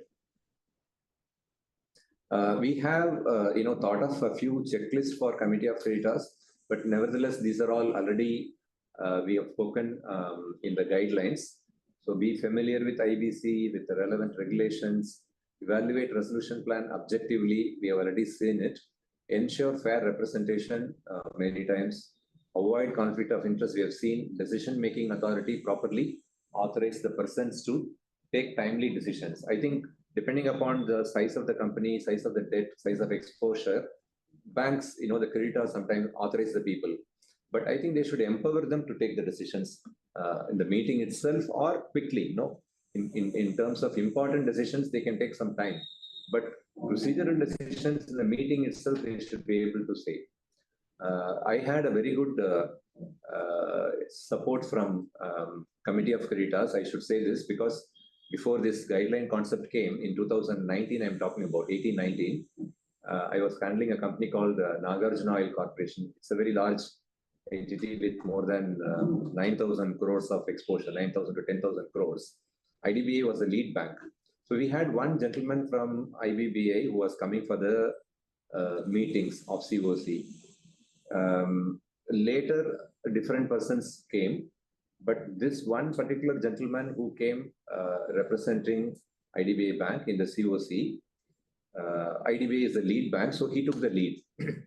And the conduct of the CRP proceedings was impeccable, I would say, very straight and sharp kind of decision making, what we should do, how we should go about it, how much money you need, and how much money immediately I should pump in. So all these aspects were discussed, decided in the meeting itself. And he was able to command the respect of the other CoC members, the other bankers. At least 15 of them were there. 15, 16 banks were there in the CoC of this company. Believe me, to find a venue for holding this meeting, it was very difficult. And to arrange for, some kind of refreshments, you have to have a very big hall with, a loudspeaker sound system has to be there, to address the people. And each bank coming with 2-3 people. So easily it was about 45-50 people to take care of them. And fortunately at the time, COVID was not there. So it was a physical meeting. So you have to have attendance of everybody coming there, present, agenda, presentation, recording, all sorts of things. It was like holding a wedding process, with so many guests coming and all sorts of things were happening there. So what I was saying, sir, this gentleman from IDBI Bank was very clear, and the decision-making process was very quick. And I'm not surprised. After his stint in IDBI Bank, he is now a technical member in the NCLT. So people may be able to understand, but why I'm saying this, that kind of a commitment and engagement with the stakeholders and driving the process. I think the real crux was that driving the process was really good. It took almost about 2.5 years for me to put the resolution plan. 2-3 resolution plans came amidst a lot of drama, but then finally the CoC did not approve the resolution plans. They said that the plan value is below the liquidation value at the time, and it was not expected of them to approve a resolution plan below the liquidation value. And trust me, even now, that company is in liquidation. I'm talking about 6 years down the line now, 88, 89, I think it came out of that assignment. After 5-6 years, still the company is in liquidation. Go ahead, next. we have come to the last part of this discussion session. So, having seen all this code of conduct about this point, and RBI governor also talking about let IBBA be the body which should have the legal mandate and the legal force. I think the time is now for the authorities, the government, to take a call on how such a code of conduct will have a legal backup. So unless there is a legal backup, it will be very, very difficult, to enforce the code of conduct. And if everybody is following the traffic, you don't have a traffic police, right? Do we need a traffic police? We don't need. But there are people who jump the guns, jump the traffic lights, and they cause a lot of disturbances to the whole process. Even if one person is doing it, two persons are doing it, the effective outcome could be more people will be emboldened to violate if no action is taken on them. If two people are jumping the traffic signals and nobody is punishing them, or nobody is questioning them, the 2 will become 4, 4 will become 40 very soon. It will have a cascading effect. The domino effect will be very quick. So similarly, if every bank is okay, every bank is doing some good thing, but some people are not doing it, even then it dilutes the whole situation. So if I may take you back to the first slide or the initial slides, where we spoke about why CoC code of conduct is required, and who could be the authority to lay down the code of conduct, and 3, what are all the areas where the code of conduct should be defined, and finally, who will be having the enforcement powers. So these 4 aspects we have taken, we have seen. So we have seen the why in detail, why code of conduct is required, because a lot of responsibilities are there on the CoC, and who could be the regulator. So we spoke about 4 parties. Can you go to the slide quickly? 5 parties. We spoke about 5 parties. So all of them, are like RBI. We started with RBI, and then we found RBI itself is saying that the government, you do something about it, or you give IBBA the powers. Why? Because Yes. financial banks are not only in the financial creditors. There are other financial creditors, maybe in the CoC. Correct. If RBI is giving a guidelines, they are not bound by that. So that is why the governor has stated that it should be IBBA. So there could be other financial creditors who are not bound by RBI guidelines, right? Yes. Like a regulated entity. Yes. Okay. So RBI was showing, pointing a kind of a direction towards IBBA. Let IBBA be empowered. IBA, I would like to ask Mr. Nandakumaran, sir, IBA is a kind of an association. Does it have kind of enforcing power on the banks? No, sir, legally speaking, they do not have some statutory authority. Whenever the bankers going for the bilateral talks of wage negotiation, IBA only will represent on behalf of the government. Okay. When the question comes, the final decision to sign, they will say, no, we are not the authority, ministry will come and sign. Representative from ministry will come and sign. They will not hold the absolute responsibility on all the issues, sir. But they used to give guidances, and also as a mediation job. Okay. So it may not be a good idea to give any who can lay down CoC. They can give some kind of a policy guidance only they can give, right? Yes, sir. Ministry of Finance, yes, probably. MCA, we don't know. MCA can, by way of only some rules or something, they can bring it up. Ideally, it looks like the code should be amended to give more power. Specific, this thing, that code of conduct should be as laid down. The code of conduct should be followed. Failing which will to the violating. And we also had highlighted whether the CoC itself can have a voluntary governance or a voluntary code of conduct for themselves. This is where every citizen, every individual on the road follows some kind of discipline that they should not violate any of the provisions, like what's happening in some countries, like a Finland or a Norway or somewhere. This is not happening in India, and this will not happen. This will never happen. Okay, so leaving it to an individual, it is like insolvency professionals. Insolvency professionals are very good. They are professionals. They are educated, and they are responsible, and they know what they are doing it, and they will manage things well. Did they leave it like that? No. Chartered accountants, there are regulators. Company secretaries, regulators are there. Cost and management accountants, regulators are there. So you need some kind of a regulation. It's not like, it is a policing job. It is a kind of a governance job, and people are doing it properly or not. Some oversight is required. What measured gets done, people will say. Somebody has to be measuring that, whether they are doing it properly or not. So I would like to end this discussion. Please go to that last slide. How can it be enforced? A separate agency? Yes, the government can think of a separate agency, independent agency, who can call for the records or who can take complaints about the code of conduct violations by the CoC and make some kind of an investigation and reprimand people who have not done a proper code of conduct, they have not followed.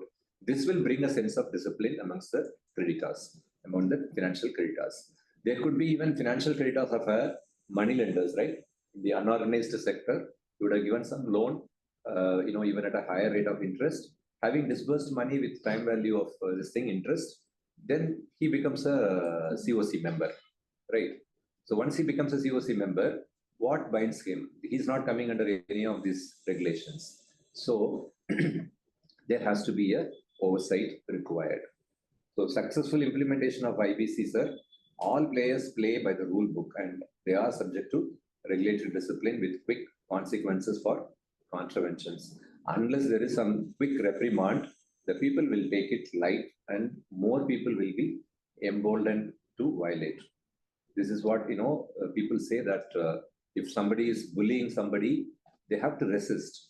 They have to say that, you are not doing correct thing. Unless you resist, unless you stand up and say that, I'm not okay with this, people will do it more and more against you.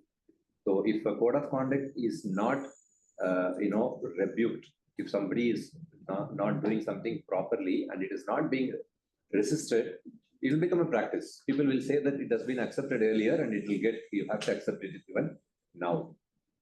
Regulatory jurisdiction must rest with only one regulator, be it IBBA or RBA, SEBI or others. I don't think SEBI can come into the picture here because SEBI is for only listed entities. So I think I get reminded by Mr. Santanu Ray, right? He spoke in the first occasion about all the CoC members should be made directors of the company and the CoC will be the board of directors of the company. Fine. So when I come to this point, there can be another 10, 15 minutes or 5 minutes of any question answers. We can do that. So before I answer on this point of CoC is the board and the RP is the CEO. If that be the case, whether the code of conduct can improve the code of conduct on the CoC, putting them liabilities as a director, will they mend their ways? Mr. Santana, I am happy to see you back. So I think, sir, in this I was always there. I was listening, but I'm in my office, so working also.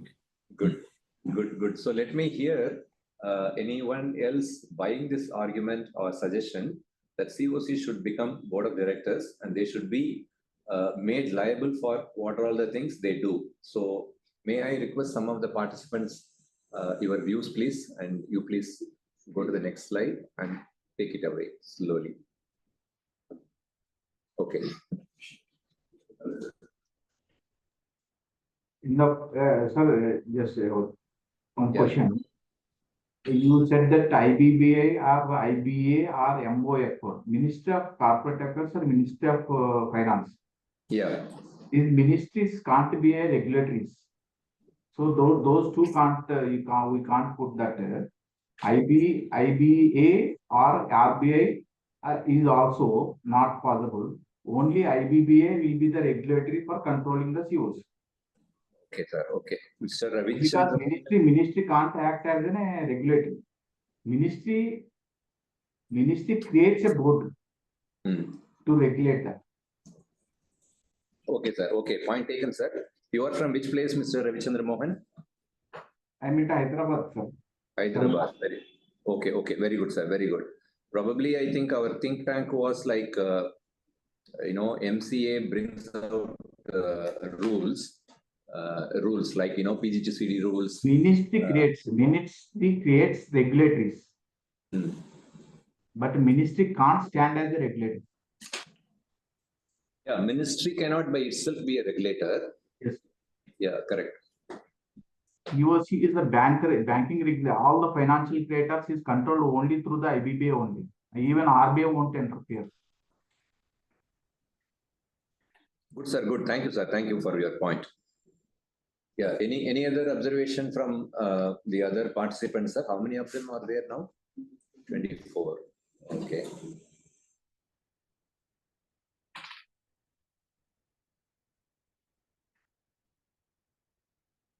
Preeti Garg, Shivaganga Muralidhar,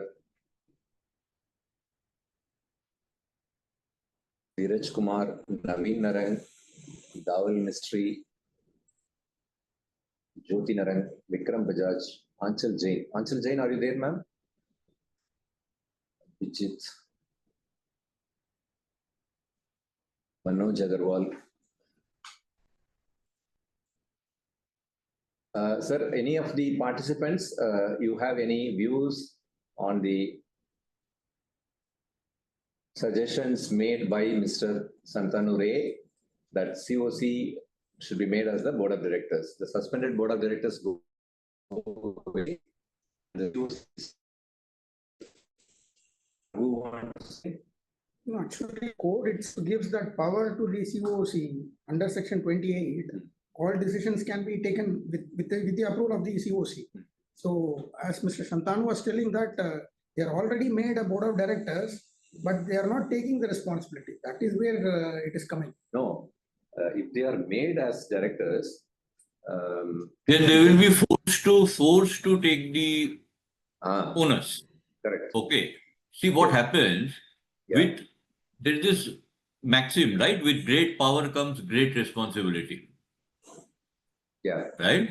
Power so if you have great power, if you have with great power comes great responsibility. Yeah. If you have only power and no responsibility, then see all that they need to do, in my view, if creditor is in control, creditor should be responsible. Just like BOD, everything will fall in place. Just do this. Then only the serious case, which are IBC worthy, will get into IBC. Cases where there are no assets, just as a last resort, will not get into IBC. Okay. Yes. So today what is happening? You are just using IBC to clean up. Correct. Absolutely right? correct. And you are showing that, okay, मैंने तो ये कर लिया, and this is IBC में भी नहीं हो पाया, फिर क्या कर सकते हैं? You know? Yes, so you're using it like a laundry. Mm. It's supposed to be a very serious thing. If something can be restructured through IBC, it should be done. And as Mr. Shahu was also used to say many times, and these days also he writes in his column, that IBC should be an early stage process, not the last one. When you have tried everything, nothing is working, then you put it into IBC. Correct. No, this is By that time the birds have flown. Correct. Even this PUFE transaction, which seems to be coming back and back and back. And many liquidations I have where the matters either have been resolved or all the assets have been sold in liquidation. Wherever the matters were resolved and the resolution plan was there, it used to be a standard this thing that the CoC will pursue the PUFE transaction application, right? Correct. I can tell you in 100% of my cases, where the CoC was to pursue the PUFE transaction after the implementation of the plan, all those have been dismissed for want of prosecution. Oh, they're not been serious about doing anything. They're not serious about it. Yes. They're not at all serious about it. Here, as a liquidator, when I tell them, okay, I want to dissolve the company, please take over the PUFE transaction. Okay. They don't. Because I get no fee, but I have to pursue it. Correct. Okay. So it's another thing that I keep aside a fair amount of money before distribution to pay the lawyers because they have to be paid. But where do you get the money? No, from the liquidation. From the liquidation. मेरा एकदम simple चीज है sir. मैंने जो देखा है, I'm 17 cases old, so maybe a little many less cases than you, but I have seen that these guys don't pay. The moment I sell the first asset, whatever liquidation cost has been estimated, say it is 1 crore, I keep that aside and then distribute. Okay. And every point of time, I keep 1 crore aside. Wherever there is assets.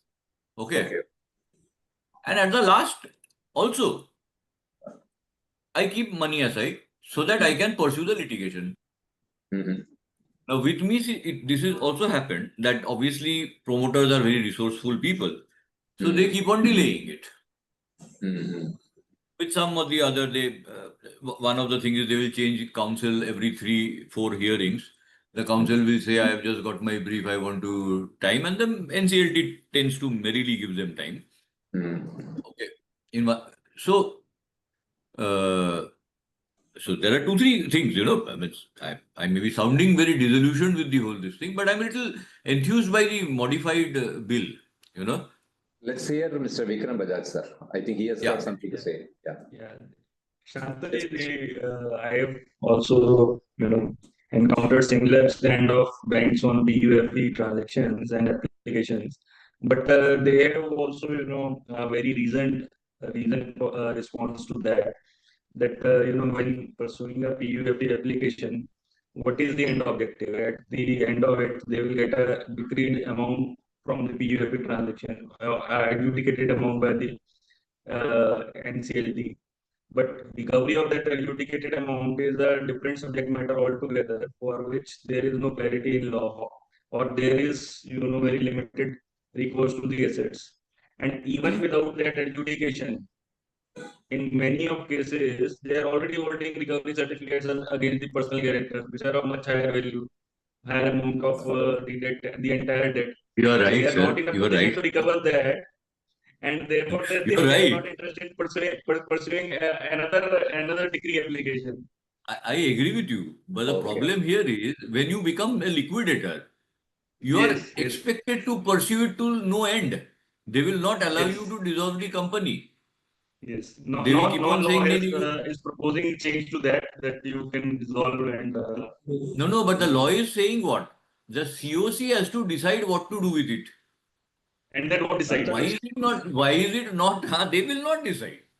So why is they will not why take are it they not on saying at all? Precisely. So why is it not? Why are they not saying that the CoC should take the assignment?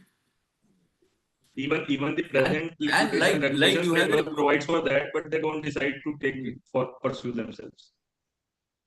Sir, that's exactly what I'm saying.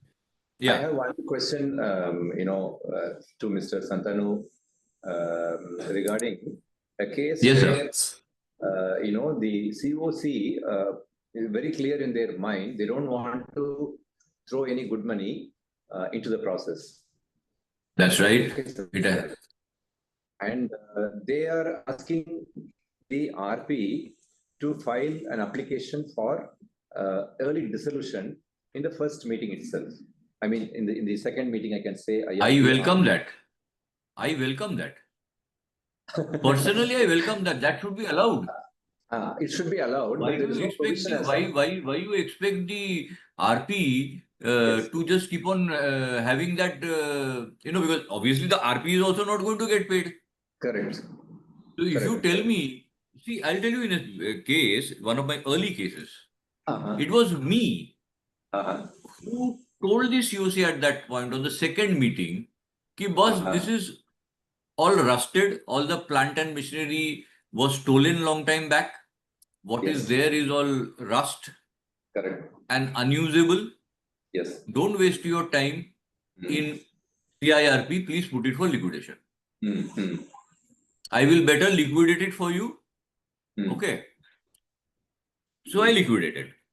Okay. All assets are sold, but I am stuck with the PUFE because there are very clear PUFE. It's like, I know the case is so crystal clear, but this is the third bench before which we are arguing. So what happens is this guy keeps on delaying till one of the members retire. So the second bench came, the third bench came, and it's going on.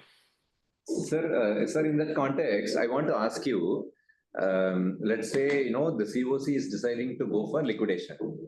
Yes.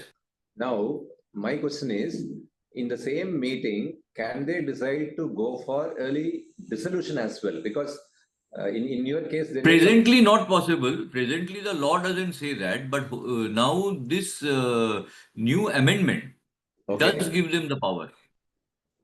I see. Where there is does give them the power ki when there is no assets, they can simply decide to dissolve. Rather, I would even say, why go through the CIRP? My suggestion would have been a little more radical, that if you know there is nothing in that, nothing recoverable in that, why not allow this, what you call the applicant itself, just like they were filing winding up before, file a direct liquidation application. Correct, sir. Correct. Okay. Now, sir. Sir, in the day, PG to CD is bringing the money, whatever he should to repay, which is accepted by CoC before the time. What is the harm in putting the discharge application? This is a yearly discharge order.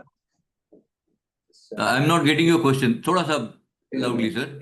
Early dissolution. Early dissolution. Early dissolution in the company, corporate data. Okay. You are talking about the PG to CD. PG to CD, early discharge order. No, PG to CD, if the repayment plan is approved, okay, then if the repayment plan is approved, you can discharge, no? In a discharge order. Okay, now the repayment plan, what happens now? I am handling 3 cases. Okay. Now, in 3 cases, look, they're clear frauds. Let me be very blunt with you. Okay. But the fraud was done in a very planned manner. Okay. Everywhere. Before the company was put into CIRP itself, the assets were alienated. So, CoC rightfully, they said we should hire a detective agency. Means not a forensic agency, not a detective agency. Okay. So I said, boss, I am not hiring. You are hiring and you are paying because I have no this thing. Correct. I hired an agency. So now what has come out? So let's say X and Y are mother and son, both directors of a particular company, which is now gone into liquidation also. So mother and son are having valuable shareholdings in various other unlisted companies, which they have transferred to the daughter-in-law. Oh, I see. Okay. And they're living together. Obviously. So now the question arises, this has happened before the CIRP. Okay. So I just told the lenders, kindly look into your personal guarantee deeds. if these were there on your on that declaration that these are my assets, and does your deed have a clause that you cannot alienate these assets without the information or without the approval of the lenders? Okay, since I am based on these assets, I am accepting your personal guarantee. Right? So I should have a say now, because if you're shifting one asset, you give me another asset. So now that is the confusion. I said, nevertheless, we have found all these. The agency has discovered all this. I said, nevertheless, based on this, now you negotiate with the fellow. That was not this much. You actually need to cough up this much if you want to accept it. Otherwise, go for bankruptcy.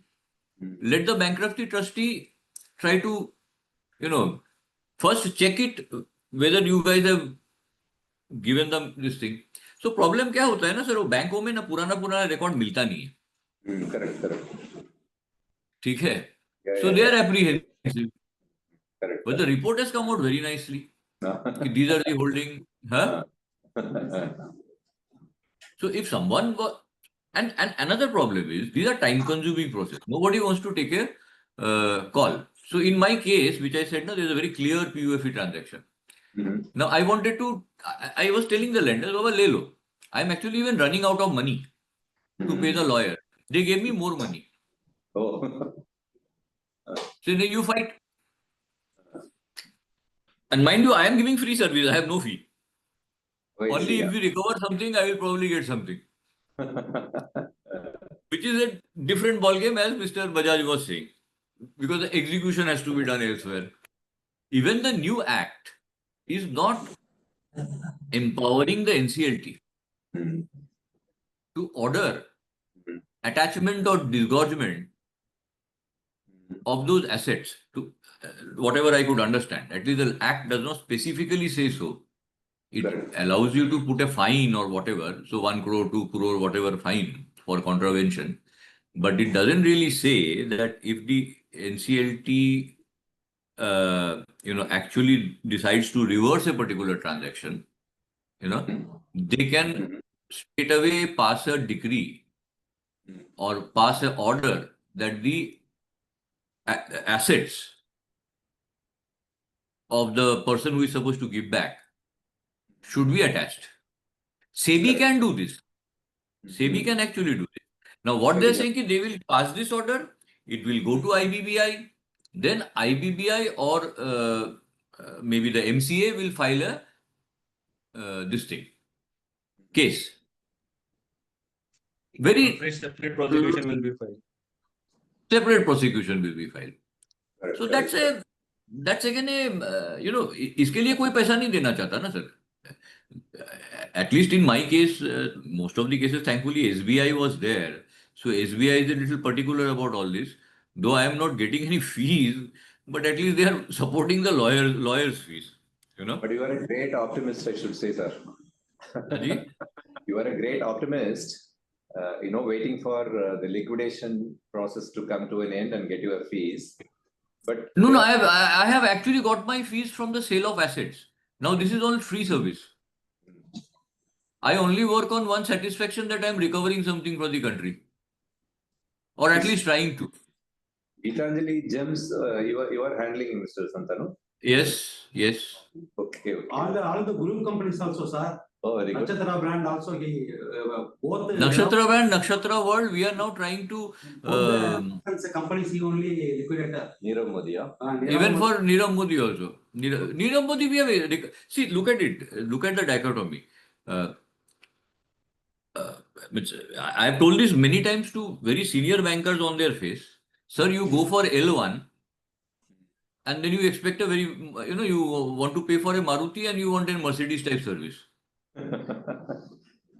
Yeah. You pay peanuts, only monkeys will come, right? But problem is, there are some monkeys who try to do the job like me.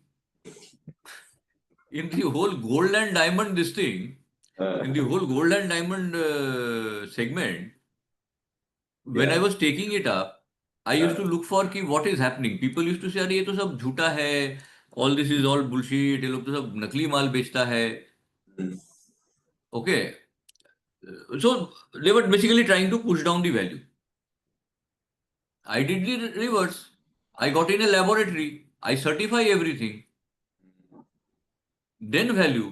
So that there is no difference between two valuers. If I tell you X particular solitaire is of this clarity, this quality, okay, to that extent, it's been taking me a long time. Correct. But every cent, every diamond of above 20 cent is individually certified.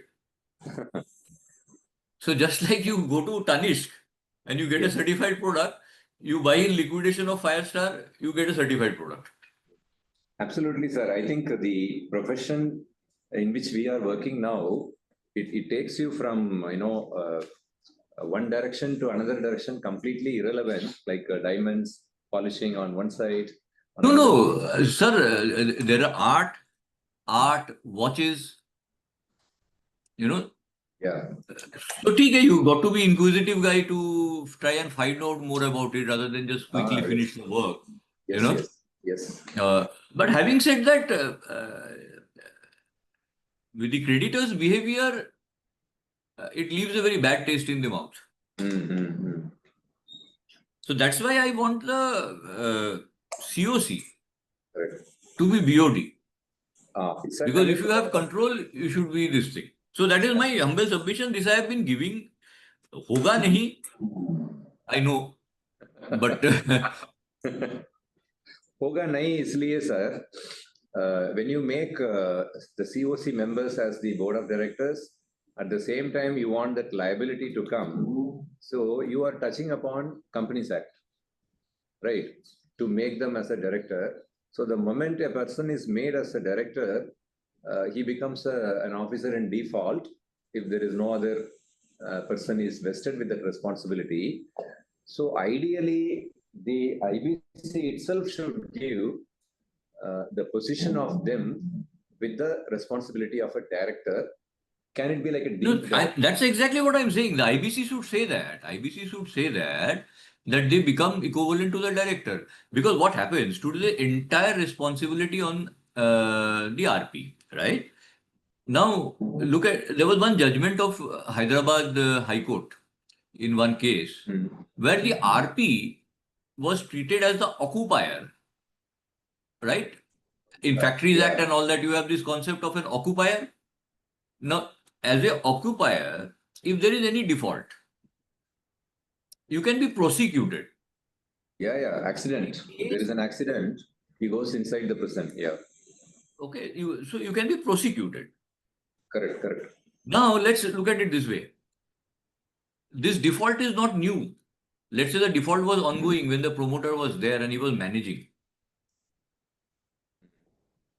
Right? Managing the labor officer, managing the factory, this thing. The moment you take over, the same promoter will trigger them against you. Correct. Why? To intimidate you. Correct. And you have no protection. Correct. You have no protection. High courts have held that you could be prosecuted. Correct. You become the occupier. So if RP is put into that kind of a this thing, if the CoC is there, so I'll tell you now of late, when any, if I at all submit any quotation for a application, for a this thing, I make all these things very clear. I will require a factory consultant, I will require a labor consultant, I will require so and so. These fees have to be approved. And I require them from the day one. Because during your first 30 days, you are most exposed. Correct.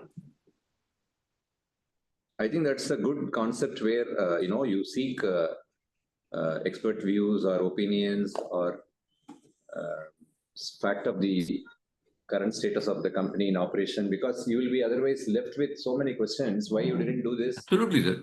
Absolutely. And you are not an expert on everything, no? Everything. Correct. You will not know every sector. Yes, sir. Sir, I think we would love to have more discussions, interesting thing, but I have constraint. And Yeah. if we can conclude within 2 minutes, sir, any other participant wanting to share? I saw somebody, Praveen Ranka, sir. You want to say anything? Okay, good. Anjali, are you there, ma'am? Yes, sir. Yes. I want to thank Anjali, ICSI, IIP for this opportunity. We had some good interactive discussions with, if not all the participants, at least a select participants where we could discuss matters, of high importance, and also some kind of suggestions for future, how this CoC role can be made very effective and their conduct can be become subject to some responsibilities. I want to thank in person Mr. Santanu Ray and other participants, Vikram Bajaj and Mr. Ravichandra Mohan. Thank you very much, sir. Thank you all the participants. I want to thank our... Thank you, sir. Thank you. Thank you, sir. Mahalakshmi, thank you for preparing the presentation. And thanks a lot, sir. Thank you very much to you. Yes, thank you so much, sir, to you and your team for taking the session and for sparing your valuable time and for having such a valuable session. And thank you so much to other participants also for participating in the program and making it more effective. Thank you so much, everyone. Thank you. Thank you. Thank you, sir. bye, sir. Bye. Thank you.